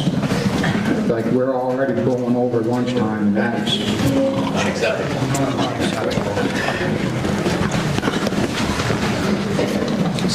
So first of all, Mr. Moderator, thank you. And I did notice you're capable of giving really nice introductions about people, and a cautionary 3 to 4 minutes was a different way of introducing. So we're going to keep it short. I can't help but notice that you have a really nice array of snacks out there. That this was an upgrade, and Willoughby's, and I think it was Willoughby's and the arts program, right? We like to support our class 2 diabetics. Yes, well, we're supporting them. So it was a pleasure eating donuts and waiting for this moment. I want to thank all of you for being here and supporting Burton Academy and supporting supporting school choice in this district. And I think they're both important. Burton educates 40 Winhall students right now. We have about 775 students overall. And we work very much in partnership with our public schools throughout our region. We have 13 different sending towns. And so in many sending towns, the elementary schools are public, and then they have school choice for 9 through 12. In this case, obviously, you have school choice all the way through. But we've worked very hard in partnership with a primary focus, in partnership with the public schools, with Randy Lowe and the board of the BRSU in Taconic and Green, to protect your options for schools, not just your Winhall, but the options that people have to educate their kids throughout this region. And I think that's a really important thing for you to know.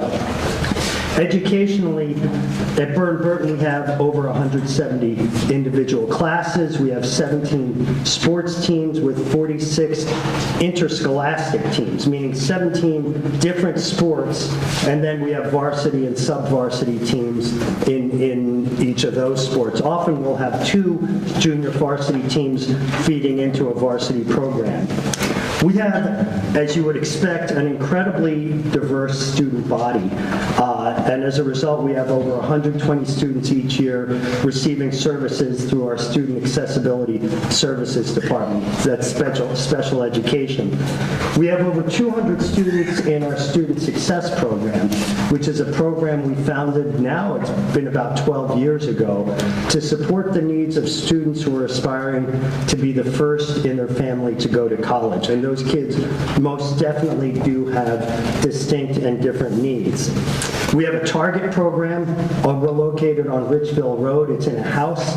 It serves anywhere from 16 to 22 students at a given time, and it's for students who need an alternative education setting in order to continue their education. The main campus is too big, it's too much hustle and bustle, and we find that with a highly personalized program, they're able to find themselves and thrive.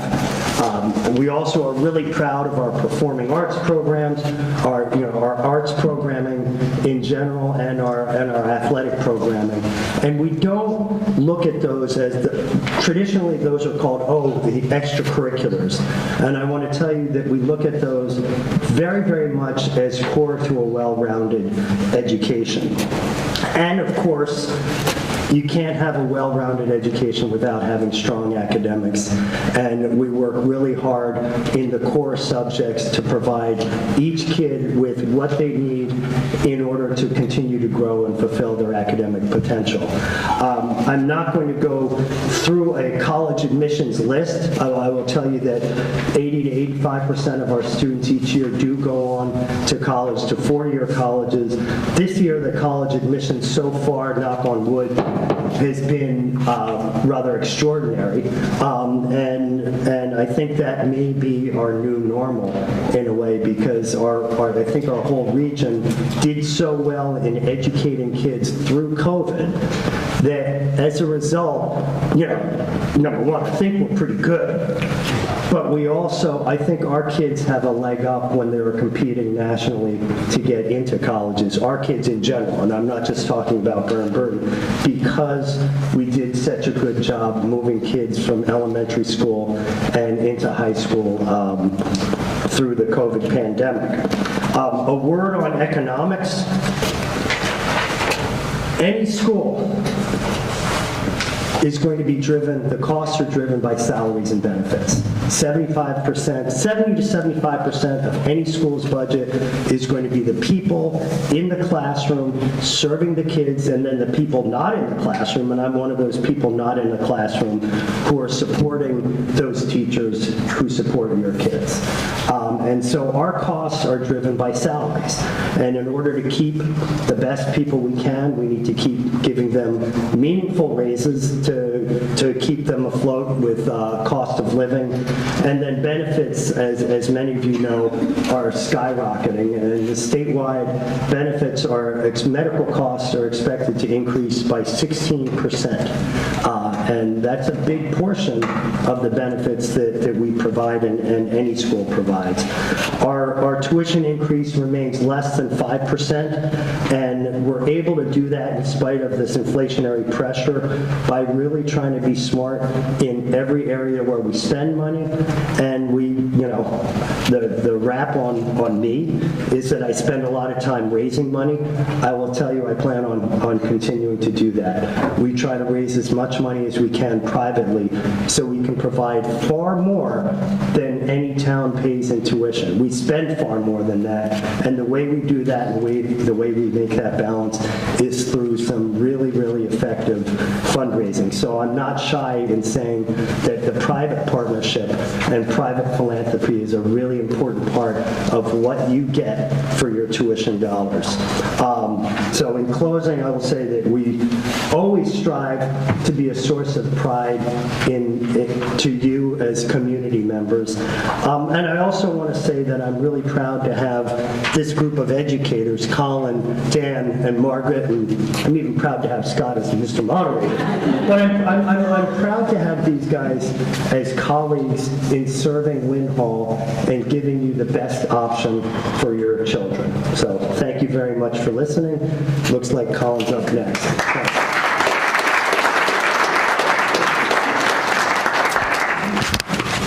Thank you. My name is Colin. I go to the head of school at Long Trail School. I will be brief. I'll respect my 3 minutes because I'm terrified of what might happen if I don't. Long Trail School is in Dorset. We educate 246 students this year from grades 6 through 12. And those of you who've been here for some time may know that's the largest enrollment the school's ever had. And proud to say 26 of those students are from Winhall, and a lot of familiar faces out here today. And thank you all. And I'll start and end there. Just thank you for being here. Thank you to the school board and to the BRSU and to my colleagues who all really have the same mission, right? And that's to give our kids the best possible education. And I feel tremendously grateful to be in a community, in a town, where you have a choice of what's good for your kid and you have amazing options to choose from. That's really, really special, and it's also fragile. And so I thank you all for showing up and being a part of this. A few things about Long Trail School. We are an international baccalaureate school. And if you're not familiar with what an IB school is, it's a college-level curriculum for our oldest students, but it's really a philosophy of learning that, yes, you acquire content, but it's about the skills, the habits of mind, the dispositions, the mindsets that you will develop in school to carry on through college and through the rest of your life in a really evolving and global world. And I share that because with the IB, there can be a lot of lingo that can be confusing. And so I want to use that as a segue, as an invitation to Long Trail School, to all of you here, to your friends, to your neighbors, that really deeply, and I'm not just speaking as an educator, but also, as a father and as someone who really cares deeply about this community and this part of the state of Vermont, come to Long Trail. Come to Long Trail, and I invite you to take a glimpse into our classes, to see our incredible facilities, our beautiful state-of-the-art field house that, as Mark pointed to, was built thanks to incredible generosity of private benefactors, and that's something that I'm also just incredibly grateful for, because we're able to deliver an effective education, a world-class education, I would say, at a reasonable cost. And then finally, also, I'll just say in closing, I shared this the other night at the Taconic and Green annual meeting that I've heard. This is my second year as head of school at Long Trail, and I've heard it described sometimes as a hidden gem. And I love that it's a gem, and it is. And I've been fortunate to have been a part of a lot of schools. It's an incredible school, but I don't want it to be hidden. And so that invitation is genuine. Please come down and visit. Or if you're ambitious, you can come to Barrie on Saturday, where our girls basketball team will be playing in the state championship on Saturday. That's just a plug. That has nothing to do with visiting campus, but a plug to our tremendous athletic programs, our co-curriculars, our arts programs. Come to a theater performance, come to a concert. It's a pretty special place, and I'm grateful for all of you being here. I'm grateful to be part of that community, and thanks for being here today.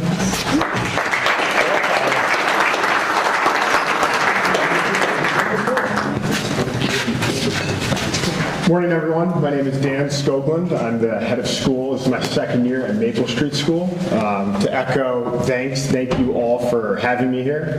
Thank you to the school board for your partnership. For those that don't know, we are a pre-K through 8 school located in Manchester, Vermont. We're tucked behind the Shaws. It's about a 35-acre campus. We have actually a beautiful outdoor classroom that we utilize. And we've had a strong partnership with Winhall for many years that predate me, and certainly as I've gotten acclimated at the school, I've learned a lot about that relationship and how important it is. And actually my presence here, I had some drama in my life recently, and I shifted plans to be here, because actions speak louder than words, to express to all of you as town folk how important that relationship is. A little over 20% of our student body, 22% I think specifically, so 34 students across all grades come from Winhall. So 1 out of 5 kids when you come to our campus are Winhall students. And then we have a few other students from Sandgate and North Bennington. So just about a third of our school are students from choice. And to echo Colin's comment about the power of choice, I think it's really important to protect that. What's amazing in my career in schools, and I come from boarding schools where that does not exist, but the part of the process that I love at Maple Street is engaged with families to find the best fit for their child. And as we all know, kids are all different spectrums where they are in their growth. And we're a school that prides ourselves on connecting with children where they are. So as Mark said, we actually have a learning center that works with about 25 to 30 students overall in our population. So we educate all types of learners. Some of the programs that we're proud of, our outdoor program, as I mentioned, the outdoor classroom. We do have another athletic program, and we have a very intense arts program. That is a key component of the founding of the school. We're 25 years old. So our students, whether they like it or not, are engaged in the arts multiple times on a weekly basis.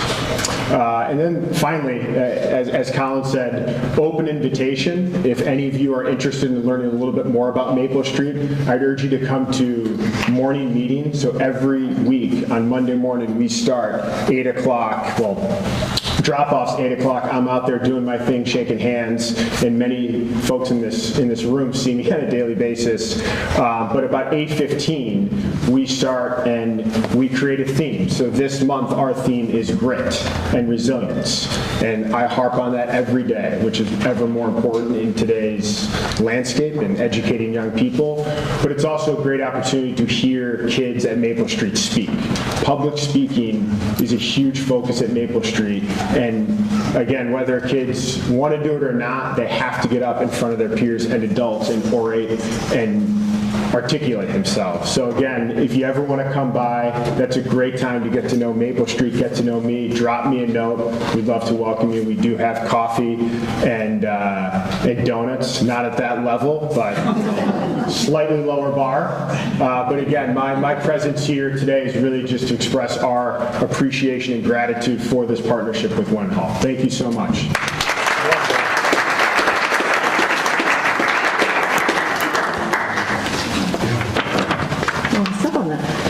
Hello, everybody. I am Margaret Schlachter. I'm the new head of school here at the Mountain School at Winhall. And I have to say, it is really amazing. Before I get into the details of our school, I've moved back here and I've been gone for a little while, but it's amazing. I'm looking out right now and I'm seeing people that I've known for some people many, many decades. So it's a little surreal to be standing up here in this position now because I was actually a student up the road in high school at Stratton Mountain School when this school was founded. So I remember, and I know there's people in this room that helped found this school. So it's a really neat moment to be here. And I just wanted to say thank you for such a warm welcome to this community, coming back, and to the town office, answering all my questions, to the BRSU, answering all my questions, to these three over here, answering all my questions, to Scott, answering all my questions. But I really have to say, this school holds such a special place in this town. Beyond what we do in the doors of here, having our kids go and work with Laura at the community center, we're so fortunate to have the fire department come up and speak with the kids. I don't see our police force right now, but the support we have from them on so many levels. This is a really amazing partnership that we have across the board. And for those that may not know, we also are this town's emergency shelter. So if there were an emergency, this is where you'd come. You probably all know that.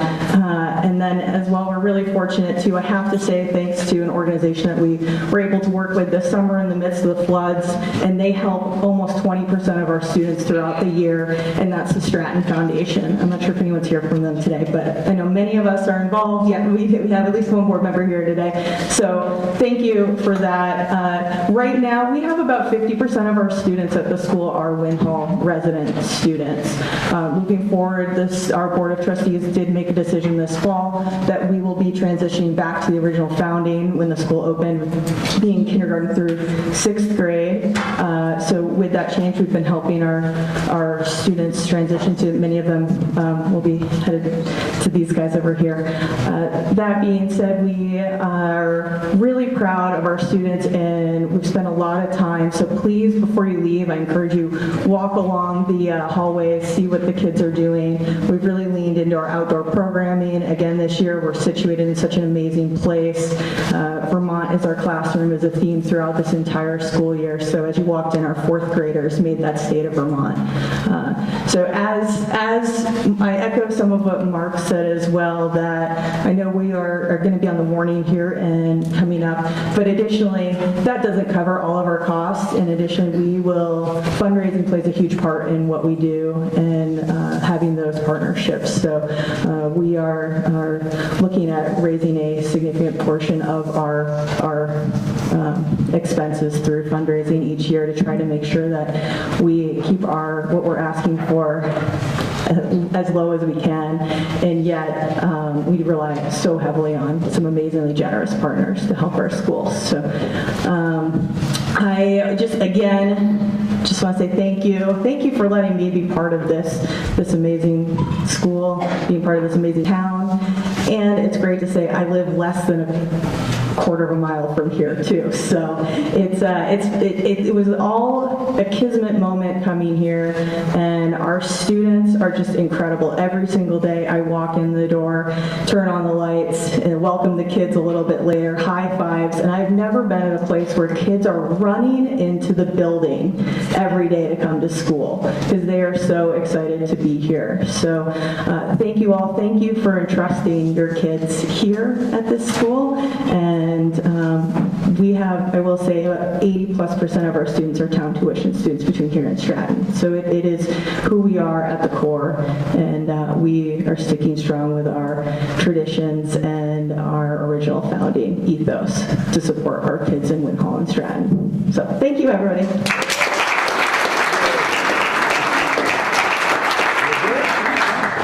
Thank you all. Thank you.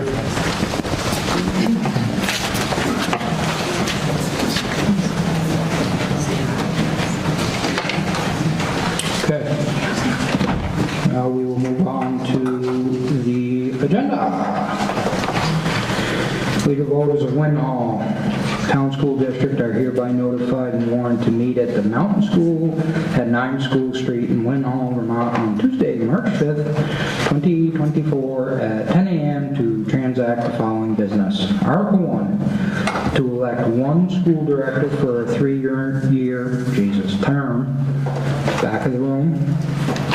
Article 2, to elect a moderator for the ensuing year to be voted by Australian ballot. Back of the room, if any of you feel the overwhelming urge to take my position, you will not hurt my feelings. Article 3, shall the voters authorize the school board to borrow money by issuance of notes not in excess of anticipated revenue for the fiscal year July 1st, 2024 through June 30th, 2025. Article 4, shall the voters approve payment of the announced tuition rate of the Mountain School at Winhall in the amount of $18,900 for the 2024-2025 school year for resident pupils in grades K through 6 who attend the Mountain School at Winhall. Article 5, shall the voters of the school district approve the school board to expend $4,566,869, which is the amount the school board has determined to be necessary for the ensuing fiscal year. Article 6, shall the voters approve payment of the announced tuition rate of Burt and Burton Academy in the amount of $20,966 for the 2024-2025 school year for resident pupils in grades 9 through 12 who attend Burt and Burton Academy. Article 7, shall the voters authorize the school board to transfer any unassigned general fund surplus existing on June 30th, 2024, an amount estimated to be $313,220 to the Tax Stabilization Reserve Fund. Article 8, shall the voters appropriate the sum of $25,000 for the Bus Reserve Fund. Article 9, to transact any other business which may legally come before the meeting. So we will skip the first two articles as they are Australian ballot voting in the back. We will move to Article 3. To have a motion to move Article 3 to the floor for discussion. Kim Waller, a second. Ward Kane. Discussion. Shall the voters authorize the school board to borrow money by issuance of notes not in excess of anticipated revenue for the fiscal year July 1st, 2024 through June 30th, 2025. Discussion or questions? All right, I'm having some technical difficulties. Stay with me. Seeing none, I'll entertain a motion to move the question. Dave Squires, Motion, Kim Mueller, second. All those in favor for Article 4, shall the voters of... 3. 3, 4, Jesus, 3. That's what happens when you put your glasses on. Shall the voters authorize the school board to borrow money by issuance of notes not in excess of anticipated revenue for the fiscal year, July 1st, 2024 through June 30th, 2025. All those in favor say aye. Aye. Opposed? I think the ayes got it. Article 3 passes. Article 4. Can I have a motion to move Article 4 to the floor before I read the whole thing out again? Kim Waller and anybody. I can't see nothing with my glasses up, so somebody's got to shout their name out. There you go. Christy Boswell seconded it. All in favor? Aye. Okay. Article 4. Shall the voters approve payment of the announced tuition rate of the Mountain School at Winhall in the amount of $18,900 for the 2024-2025 school year for resident pupils in grades K through 6 who attend the Mountain School at Winhall? Discussion, questions? I gotta put my glasses down so I can see out. Any questions or discussion? Bob Oakes? I guess I just wonder, I mean, I guess we're all reading about what's going on with the statewide tuition rate, so, I mean, what's happening here? I mean, we vote all this stuff through, what's happening to our tax rate we want? So I can pause, we have a presentation, if that would be helpful. If you... So do you want to hang on to your question, and then we'll go through this?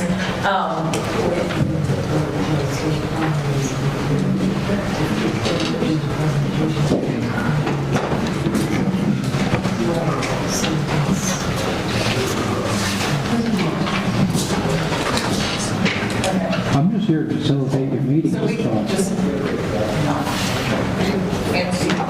Yeah, I could ask Bob if he would kindly hold the questions, maybe let them do the presentation, maybe that'll answer some of the questions if we won't have to go back. Is that sound like a plan? Okay, so let me just thank everyone for coming here today. I'm Jennifer Samuelson, the chair of the Winhall School Board. I'm joined by Dennis and Giannotti. Thank you for taking notes. Also to Randy Lowe and Sue Wilburn from the BRSU, who, if you ever come to any of our school board meetings, we could not do what we do without them. That is just the way it is. They give wonderful support and guidance. So thank you. So for those of you who've been here before, this is going to look a little bit familiar. I kind of dust it off every year and update the slides based on what's swirling in the legislature and around us. And just to remind us, and this grounds the school board. The three of us came up with our mission statement probably 5 or 6 years ago at this point. The mission statement of the Winhall School District is to support each child's intellectual growth and academic success while encouraging creativity, independence, and responsibility to self and others. And I do think that the schools who educate our children, both the independent schools as well as the public schools, really take that mission and it is put in practice with our students. So I feel very lucky that we live where we live and we've got really, really good schools that are educating our children. So the next slide is just showing, the bottom slide is where we were last year. So FY24 is 23-24, so that's last year's budget. The tax rate last year was, just about $1.59. This year, for reasons that I'll get into, the projected FY25 budget would have been $2.14. We adjusted that, and so ultimately what we're looking at is going to be about $1.82 with maybe some changes depending on how the votes go. So what we wanted to really communicate to the town is, if you go back to the prior slide, that's a big jump, right? From the 159 to 214 and then 182. That's a big jump. That's kind of alarming to us, and I imagine it could be alarming to people who are looking at that number and thinking, why? Why is the number where it is? So the next slide We want to point out our final voted budget is only 1% higher than it was last year. It's basically, the budget is flatlined. Other than accounting for this 1% increase to our budget, the warrant articles are basically the same as what we voted on last year. So then the question is, why is the tax rate increasing as much as it is? And so the next slides kind of go through that. A lot of what's driving the increase in our tax rate is not unique to Winhall. I think tax rates across the state, most of them are going up, and a lot of them are going up by a lot. They are things that are not within our control. These are things that are coming from the legislature, and we are, dealing with new formulas that affect the ultimate tax rate that we all have to pay. So these three things that are really driving up the tax rate, there's a new pupil weight calculation, which I can get into if we need to, but in a nutshell, that pupil weight calculation acknowledges the fact that some students take more to educate than others. So you can imagine that a student who moves here who does not speak English would take more resources to allow that student to succeed in the classroom than someone who does speak English. We don't have a whole lot of English language learners in Winhall, so that is a factor that didn't really affect us. One of the things that does help Winhall is that we're pretty rural, so we actually got a bump for being rural, so that did kind of help us with our tax rate. But with the new pupil weight calculation, if you think of the ed fund that's coming from Montpelier as a pie, our portion of the pie has shrunk. And it shrunk by about 13%. So when you look at the total pot of money and what's coming to Winhall, that portion shrunk by 13% because of the new pupil weight calculation that was determined in Montpelier. As a result of a years-long study, and this has been something that we've been talking about for the past few years. We've known it was coming. We knew it was going to come in FY25. Here we are. So that's one of them. The next thing that's really driving this increase is the property yield. And again, in a nutshell, I'm going to try to keep this high level. The property yield is inversely related to our tax rate. So as the property yield goes down, our tax rate goes up.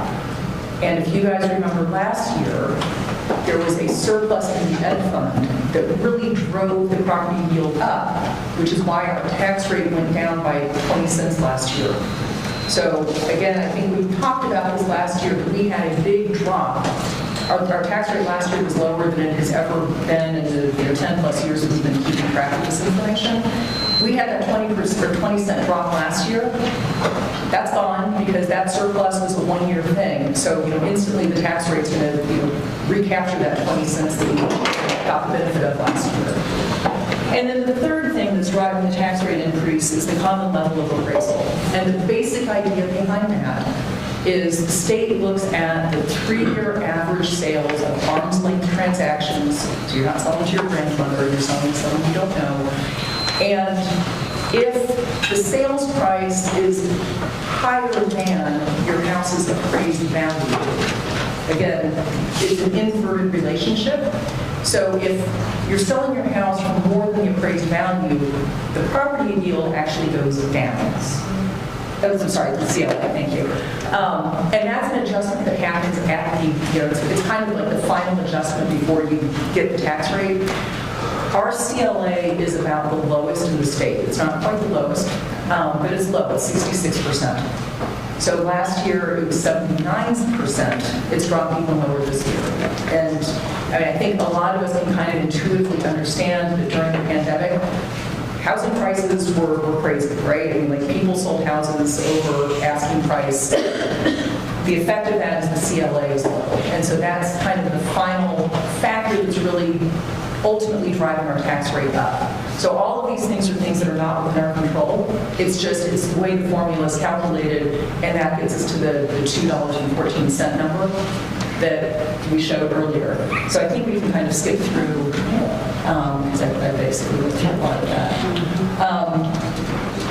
Two things that the school board, one thing the school board has done, one thing Montpelier has done, is for towns like Winhall, where with the new pupil weights, and remember I said, piece of the pie, our piece of the pie went down by 13%.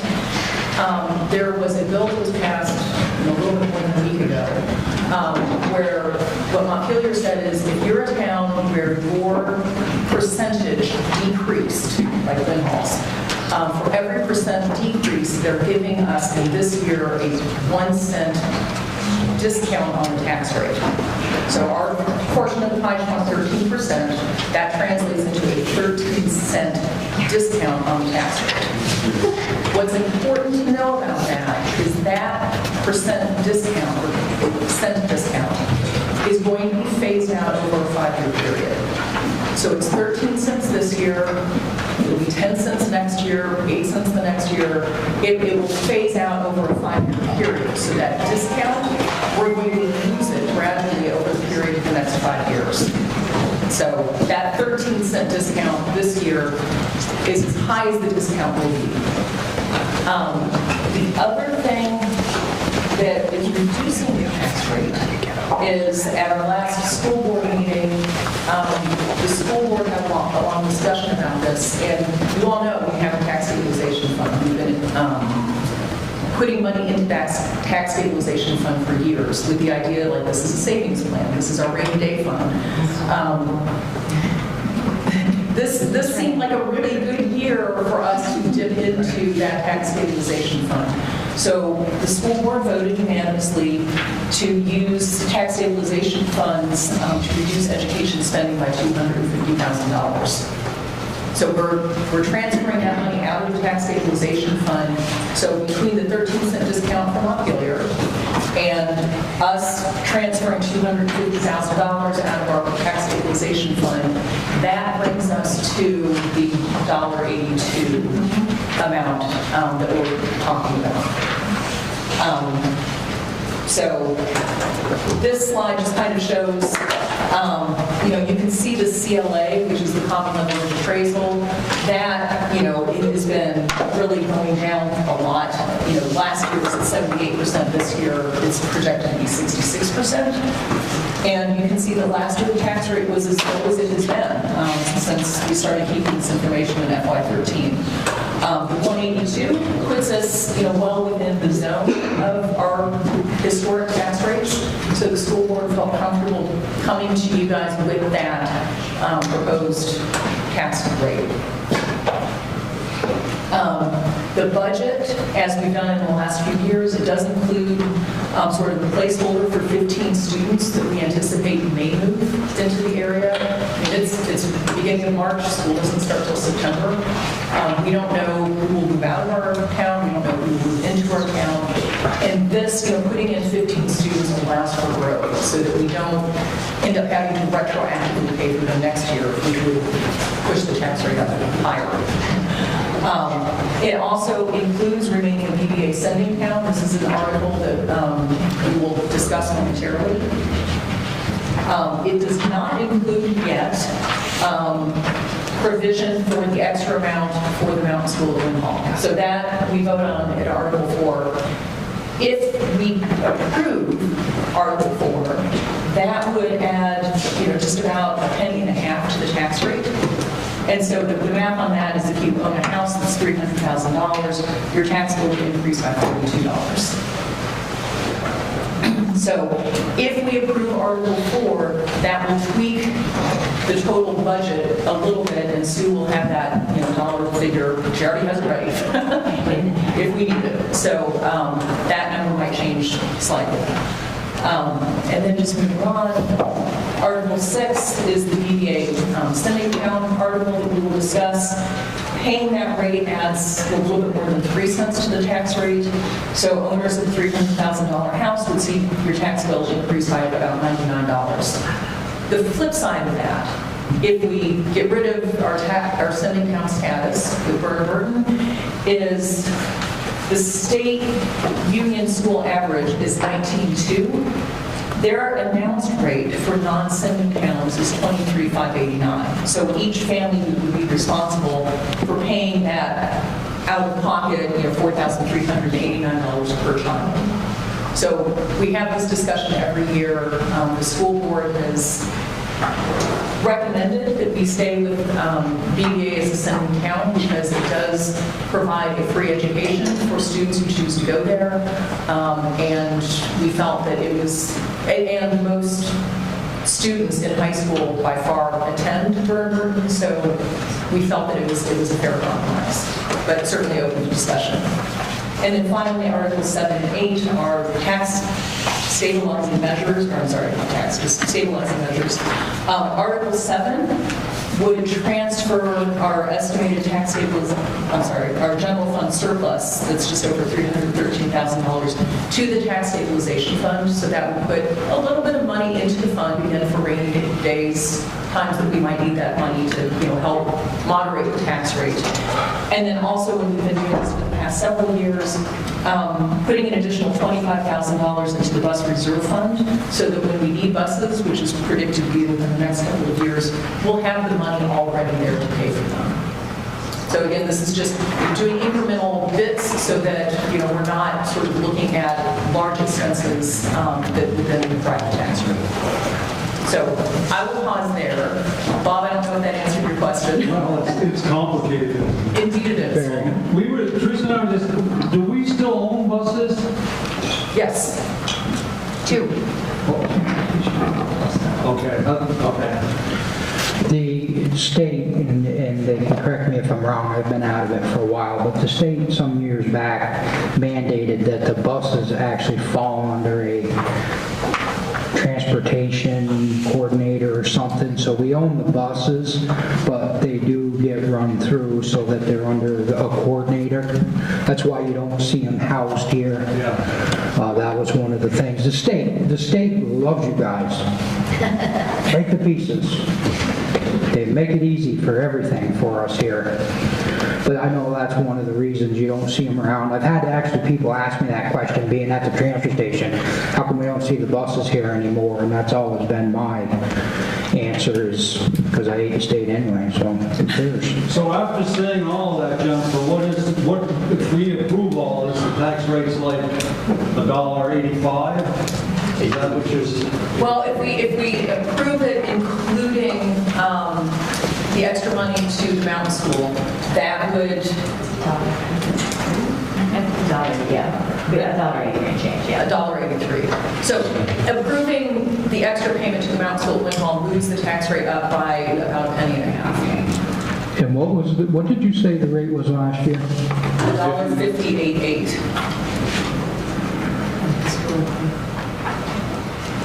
Yeah, and this is the historic for the last 12 or so years. So it's been as low as $1.58.75, which is where it was last year. It's been as high as $2.12 in FY19, and it's been everywhere in between. In today's climate, that's probably to be expected. Anybody else have any questions or comments? We have Article 4 is actually open. I can remind everybody. Andrea? Andrea, I just have a question for Winhall. Why is there no article for Long Trail schools in town? And along the lines of Mark and Collins' presentations about school choice and it being an equal right amongst our residents. I'm just curious why there is no funding associated with Long Trail schools. So that's a really good question. And that is something I'm going to take you from the floor. So the school board comes out with its recommendation, and the school board years ago decided to give the sending town rate to Burton, but the state minimum average to other schools that might educate our high school students, on the theory that more students go to Burton, and it was, it's not necessarily an elegant answer, but it was a way to sort of keep the tax rate down. Yeah. Also, I think it's important to know that the Mountain School Winhall submitted a petition to the board for them to be on ballot. So the board, so I think that in Long Trail didn't. So because of the way, because of the process for getting something on the warning, they completed that. So Burton didn't because of the 70 town. Yeah, exactly. Right. Just if I can just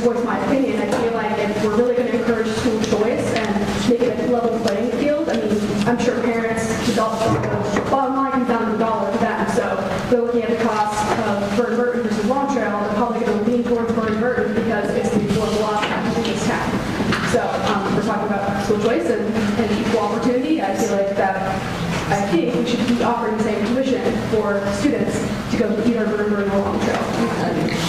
Years ago, I was actually on that school board that when we made those decisions, I'll be right with you, Meredith, and Teresa has her hand up.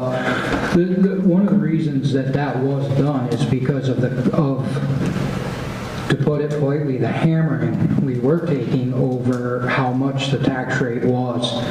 There is no decent answer to any of the problem. That's what we came up with was, okay, the majority go to BBA. We had to somehow come up with a justification, right, wrong, or indifferent.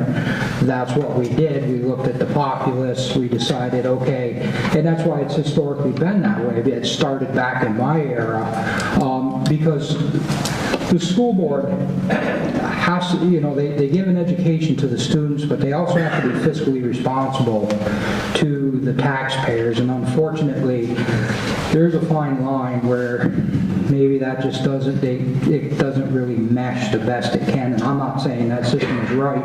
I just wanted to add some clarification. Like, I was on that board. That was the reason for it, because we were trying to make an attempt to control a spiraling tax rate, and we were, having pressure given to us that, well, what are you going to do? The only thing you can do, the only thing this school board really has any control over, tuition. That's kind of why. Can I ask a follow-up question to that? Sure. Is there a minimum amount of students that we need to go to the spending count versus a non-spending count? I guess we're not quite clear on why can't it be, okay, each student gets $18,000 for education or whatever the tuition rate is, and that could be for BBA or Long Trail. So you could do that. The problem is the pushback that traditionally has always happened from the parents when they've been told you will be responsible to come up with X amount of money to send your child to that school. That's really, Wait, so can I just say, Meredith. So, I've been on the school board for 2 terms. I've been on for 6 years, and I actually lived through some of these historical tax rates and some of the discussion that surrounded them and surrounding school choice. And I think one of the things that we have to recognize is there aren't just 2 schools who are part of school choice. It's not just Long Trail and BBA. It's Maple Street. It's, Mount School. It's, if I look at the list, it's SMS. It's a list of schools.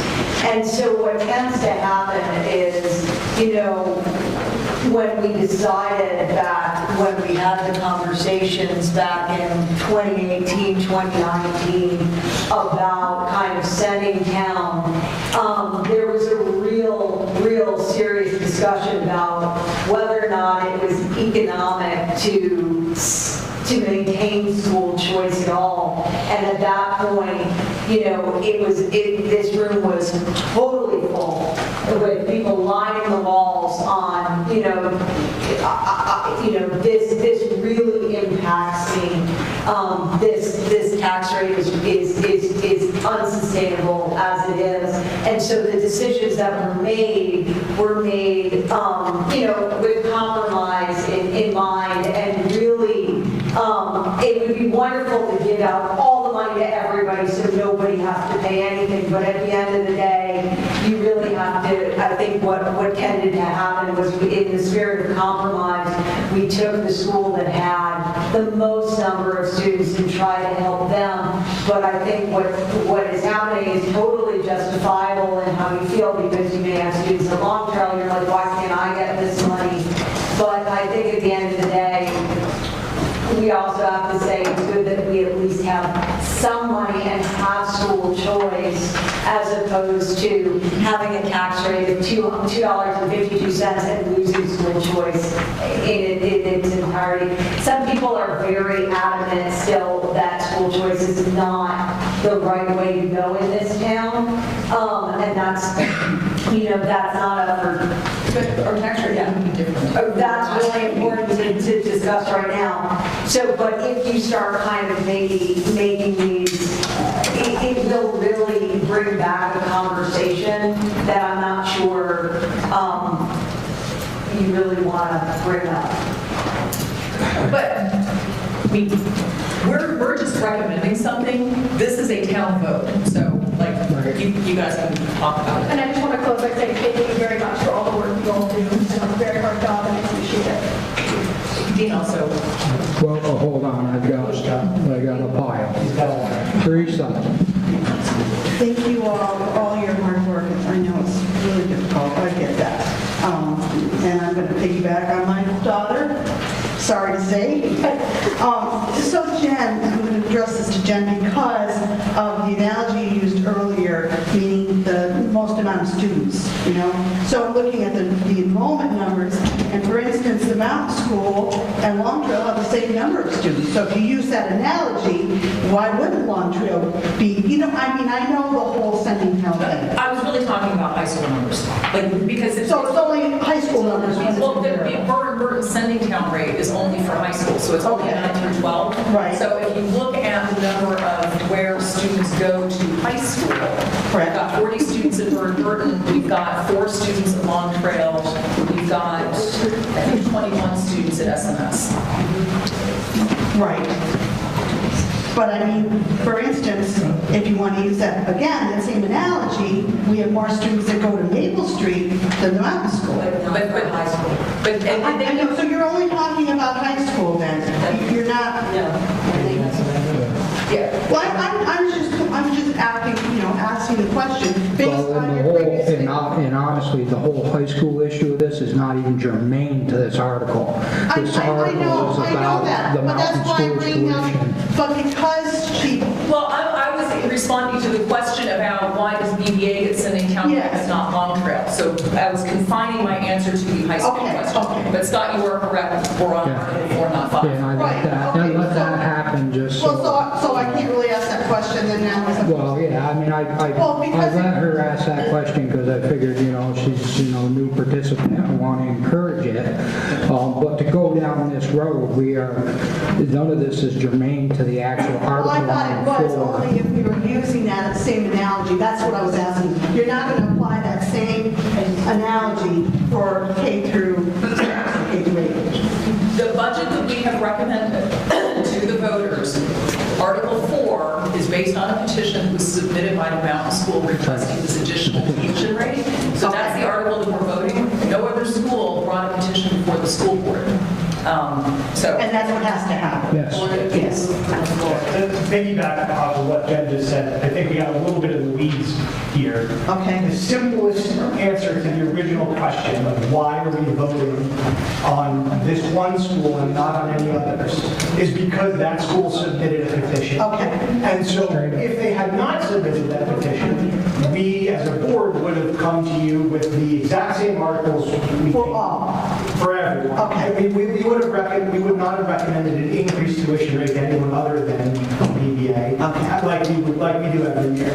So, and then the follow-up to that answer is if any school feels like they would like to receive a higher tuition rate, they can petition the board for the same thing, and there will be an article, and it will be voted on in this room at the annual meeting, just like we're voting on this one. So that's a note to heads of schools, I guess. Yep. Or Teresa, we can move it from the floor. That onus is on them. Christie. I just want to... No, Sorry. Christie. I was still talking. No. That's the last thing. I'm just going to say this once. I agree. I just think that every kid deserves the same dollar amount. I think it's important to point out that part of why the Mountain School of Winhall probably submitted their request is that they don't get fill the gap. They accept the tuition that they're provided and they take the students of Winhall. And I think the town has strived to continue to support and want to have the Mountain School of Winhall. So, as much as I see everybody's thought process and argument, challenge or whatever, there is a real and valid reason why they have asked for that additional support. And in my mind, it makes a lot of sense to support them. Julie. We are in the queue for a town library appraisal, because of the property values across the state. We have to wait our turn. We have a contract, but how will that affect the tax rate when the CLA is more in line? So in theory, it shouldn't happen. I mean, basically what's going to happen is the appraised value will match the market value. I mean, that's really the goal. You want to be at 100%. Right now we're at 66%, so what that really means is, you multiply our tax, I forget the term, but you basically divide that number by 66%, and then that it basically, you're multiplying in that gap between 100% and 66%. So if your house is properly valued, then the CLA will be 100%.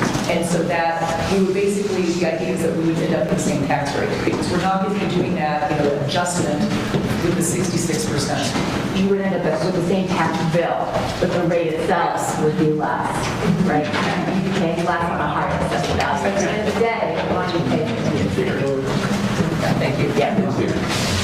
Wow.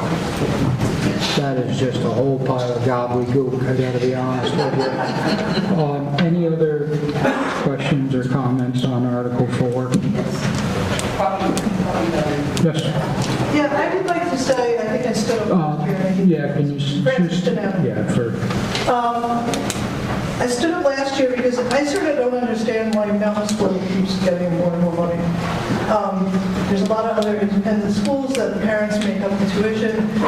I feel like BBA is a completely different story because your only other choice, if you don't go to BBA, and you don't want to pay tuition, is to go to Leland and Grove. So it's like not comparing. Well, they had answered that the heads of school need to put a petition into the No, school. I know that. I understand why. And then they could either get more or not. That's not what I'm saying. I'm just saying, if you choose to send your kid to Long Trail or Maple Street, you have to make up the tuition. And it's been said before, like, this is the school where tuition is free, and yet there's a lot of public schools around that if you don't want to pay tuition, you can send them to Manchester, you can send them to, Floodbrook, you can send them to Dorset. So, and again, that's a good point. I do know that the Mountain School has never charged families anything to go to school there. They are sort of a community school. So, I would defer to Margaret on this. I'm not representing the Mountain School here, but these are like the considerations that have been put forward historically. But this is a discussion for the town. And I will say, this is not science, right? There's a little bit of an art here. So the school board talks about it. We recognize that the Mountain School has been a community school.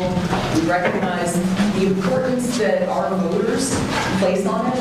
So we are reflecting, to a certain extent, the will of the voters. And they did put this petition together, so we put it on as a warrant article. But I think it's a balance, right? Why one school gets something and another school doesn't? That is a discussion for us to have as a community. This is certainly a starting point. It's not the ending point. But just recognize that any adjustment up in terms of giving, any school extra money, any adjustment down in terms of not giving the school money is going to have a direct effect on our tax rate. So, and Sue can crunch those numbers for me if it comes to that, but it's really, we're trying to strike a balance of keeping our tax rate at a rate that you, our residents, have indicated is what you're willing to pay. And we're trying to, come up with something that makes sense, but that's debatable. We can talk about it. And at the end of the day, the simplest reason is because the town keeps voting for it. The reason why any school is getting more money is because we put it in the article and we discuss it, and at the end of the meeting, we all vote for it. So obviously, the school board has obligations, and so we make recommendations, but we're not deciding which schools get more and which schools get less. We're simply presenting to you, the voters, what your options are. And, obviously, in a year like this, where the tax rate makes I think the size of it now is something like $2.12, which is astronomically high. I think insanely different than last year. Obviously, as a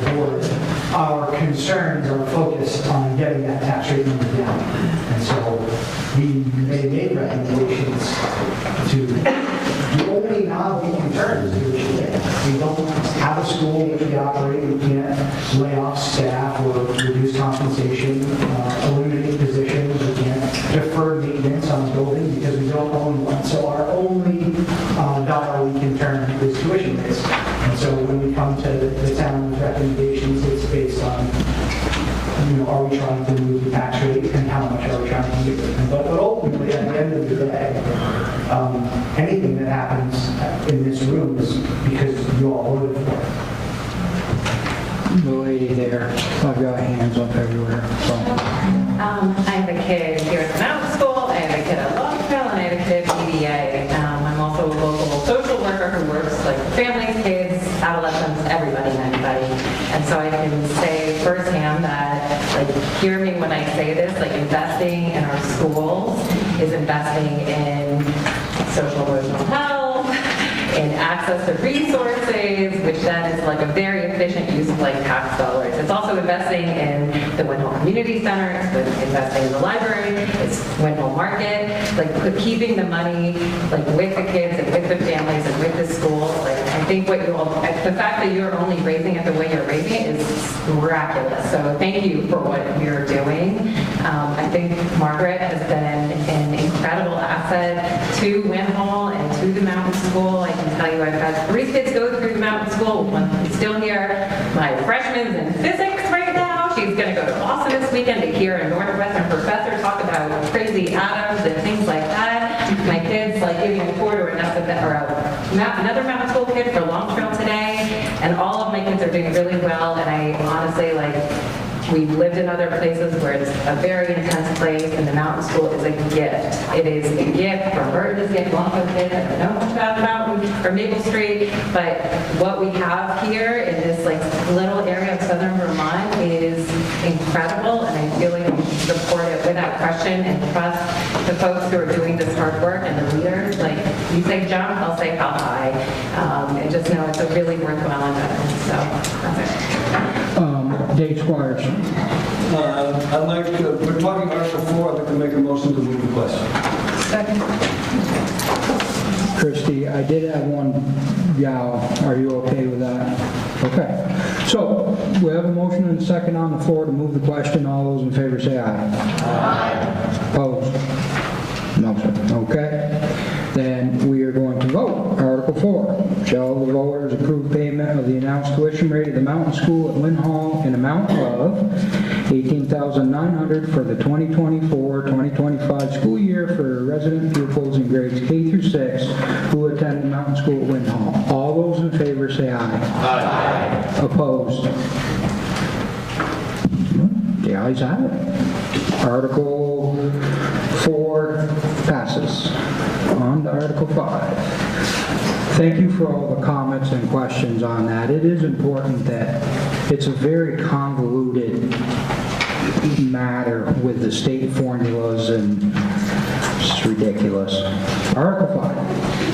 Shall the voters of the school district approve the school board to expend $4,566,869, which is the amount the school board has determined to be necessary for the ensuing year. Sue, I have a question. Does that figure now change? Yes.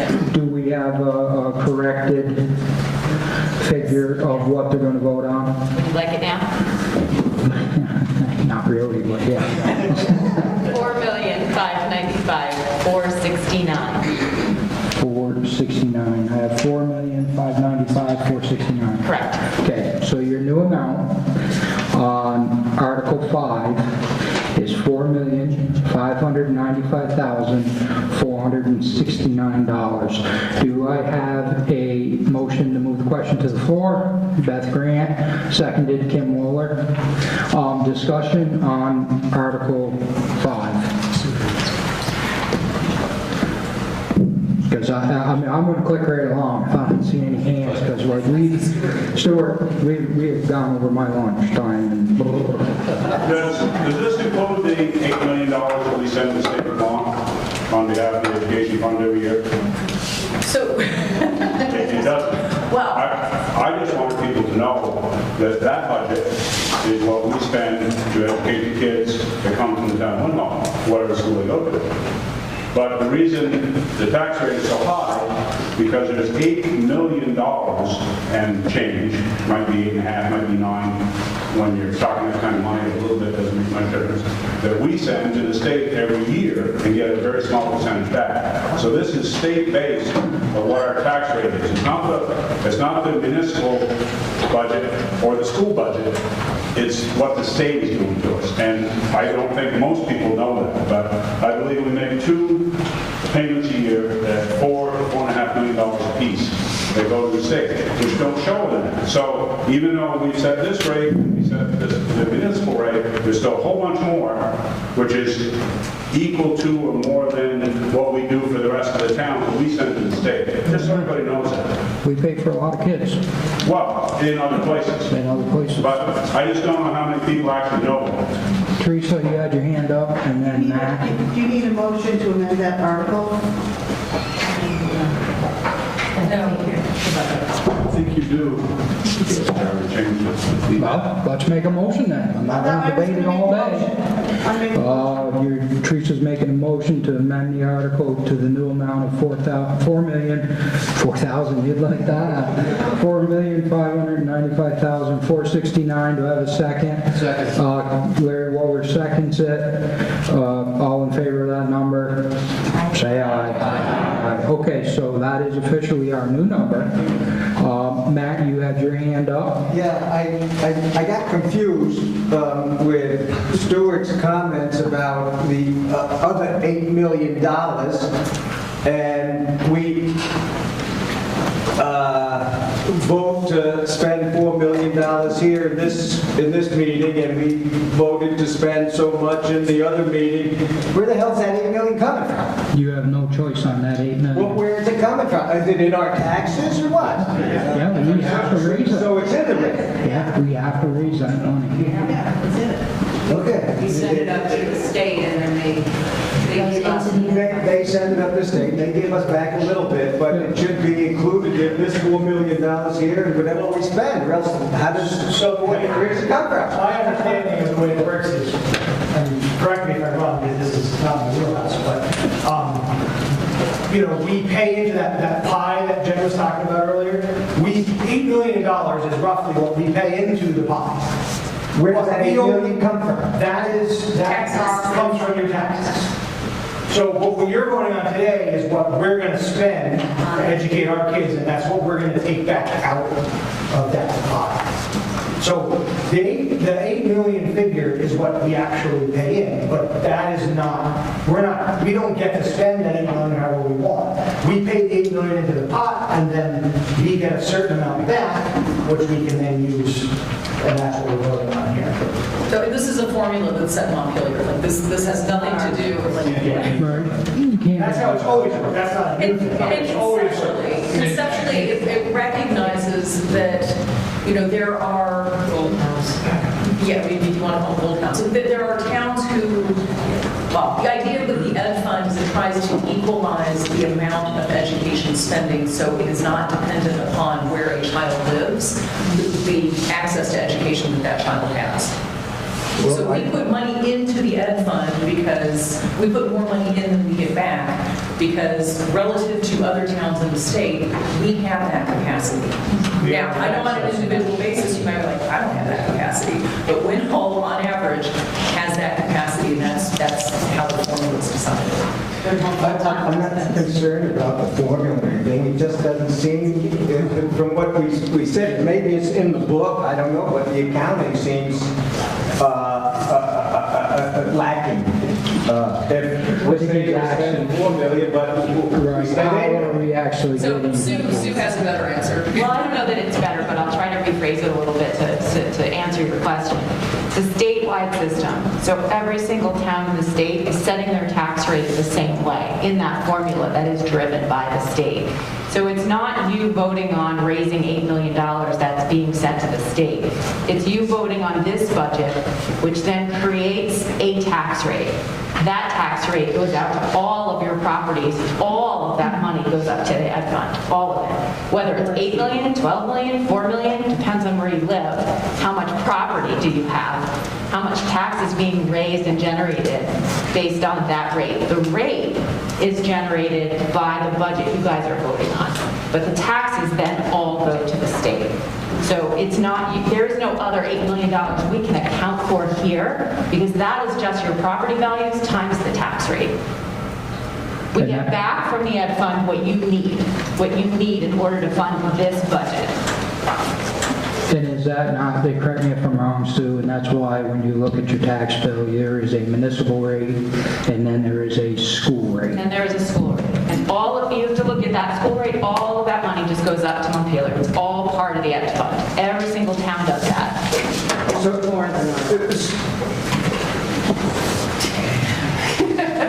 So I may, Larry, just historically, we've been doing this for a long time, so we continue, so the amount of money that is collected has way more to do in dollar volumes than the amount we get back to spend. Oh, yeah. There is a differential. Oh, yes. And that differential is the $8 million that Stuart's talking about. But it's already collected. Yeah, it's already collected. It's just we only get the amount we need. Right. You're drawing down what you need to fund your budget. Yep, Our taxes fund other educational budgets of people who don't have the same ability to raise tax base. Statewide system. It's not just individual town by town. It used to be a long time ago. It hasn't been that way for many years. Stuart, you had your hand up.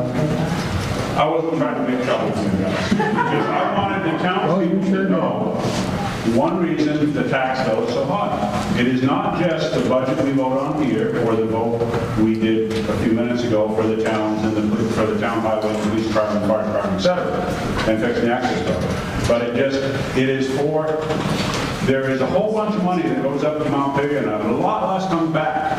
And it doesn't show anywhere here because you're not saying that you're spending $12 million and you got $4 million to spend on our children. It is, they are taking that and giving us just a little bit back. But this is why you people have to know. When you talk to your legislators, when you talk to your state representatives, when you talk to your senators, mention it to them because they are, through a roundabout way, are the people who are setting how much money we send to the state. Because $8 million is probably more than everything we just voted on. That we're going to send up there, that doesn't include this. Well, if we're... Oh, hang on, Matt, hang on. We've got other people. Beth had her hand up. So how many gold towns are there in Vermont approximately that mail in? Is it like 5, 7? Do we have a number? I know it's pretty low. I know it's probably under 10. So, hang on. Don't want to hear conversation off the floor. A question has been asked. Do we have an answer at the top or not? I think it fluctuates every year, doesn't it? Because sometimes they add some, take some away. I don't know. And I think this is a really good academic conversation, but I do just want to point out that this has nothing to do with Article 5. Yeah, again, we're totally off topic, but we seem to be good at that. It was just curious to go along with Stuart's question, because not every town, and being a town clerk and going and talking to all these town clerks, there's a lot of towns that just thank us for mailing all that money. Oh, yeah. Because they're just the recipient. Oh, yeah. We're the Right, but it doesn't happen. Okay. Back to now. Yes. Kristen Como. I just want to call out on page 2 of the yellow budget that we voted on in the town meeting. It shows at the top all of that information. So you asked about the accounting piece. It's in that budget on page 2 in the top section. Thank you. Is it possible for me to give you a gold star as possibly reading the town report? Because I didn't even read it, but I don't read anything. So. Okay, back on to this article. Are there any other questions or comments regarding the amended figure? So at this time, I'll entertain a motion to move the question. Dave Squires, Beth Grant, second.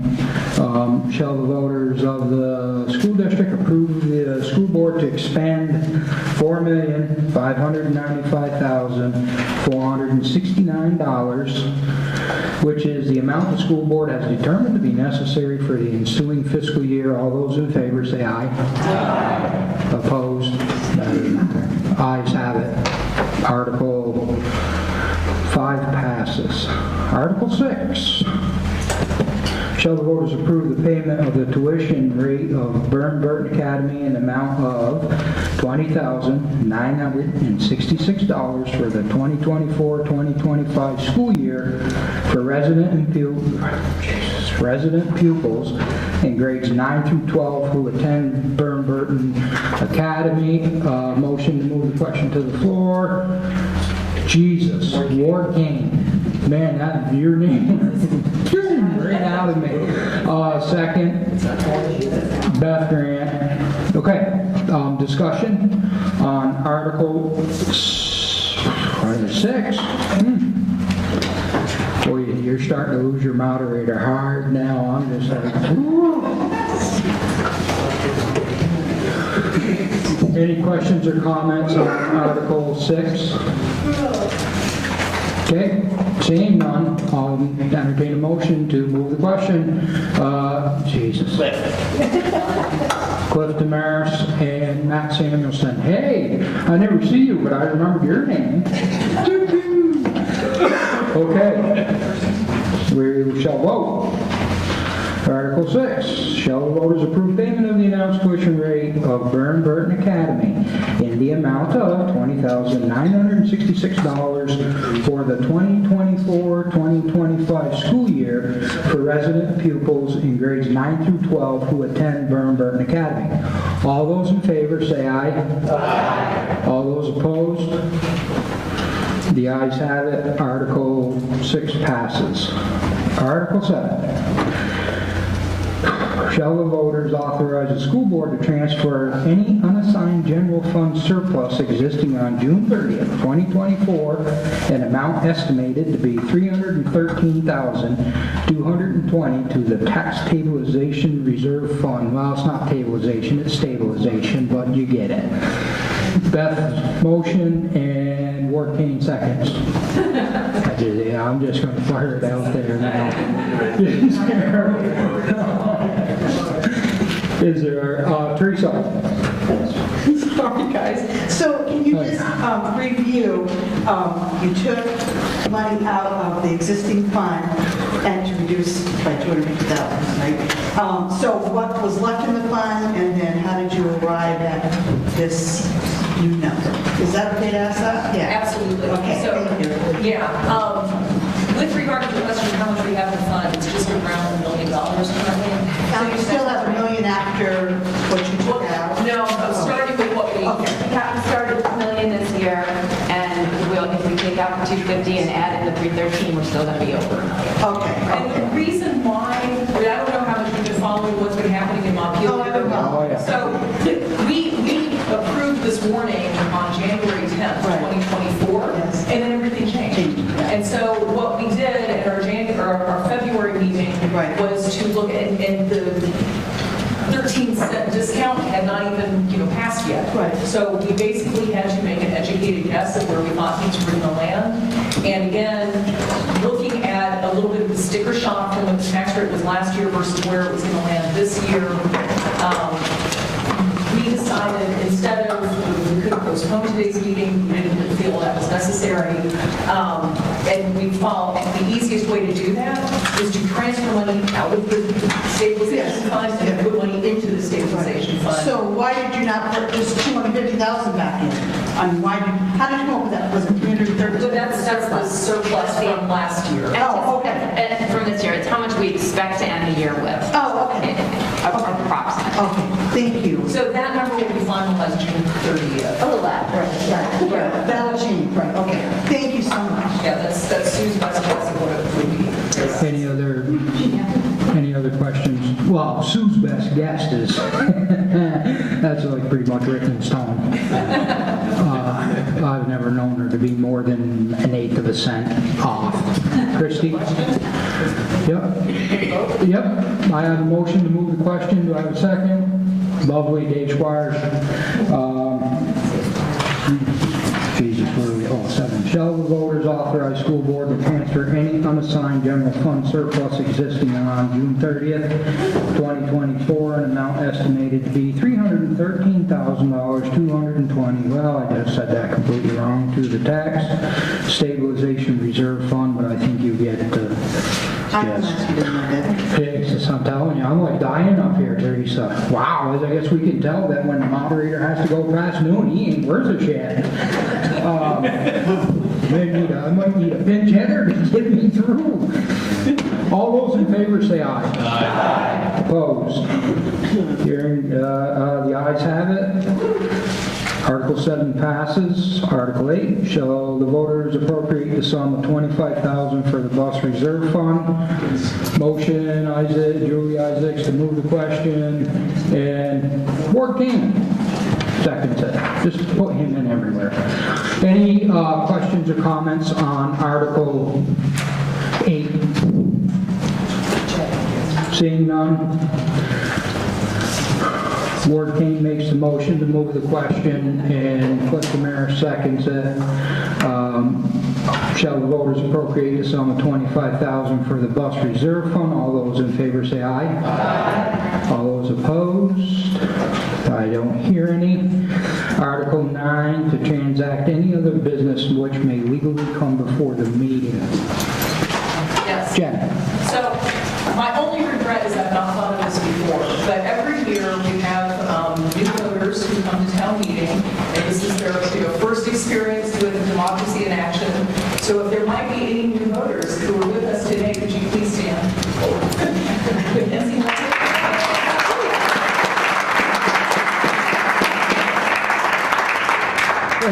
And please don't let the moderator put you off to continue on that. I do have something just quickly, like I do have a problem with names, and Beth can help me on this. So as most of you know, I work at the transfer station. For years there was a fellow that would come in, and every time I would see him, I'd say, hey, I think I was calling him Patrick. I'd say, hey Patrick, how's it going? The guy would never speak to me. Now I'm like, geez, that's rude. What the hell? One day Beth is standing there, and he comes up, and hey Patrick, how's it going? And he just kind of looks at me and walks away. So I start spouting off to Beth that, what the hell is this guy's problem? And she goes, I don't know, but his name's Robert.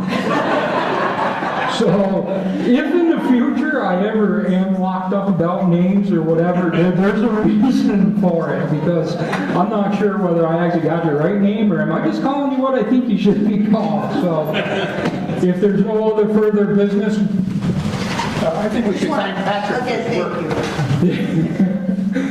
We will recess the school district portion of this meeting till 7 p.m. tonight.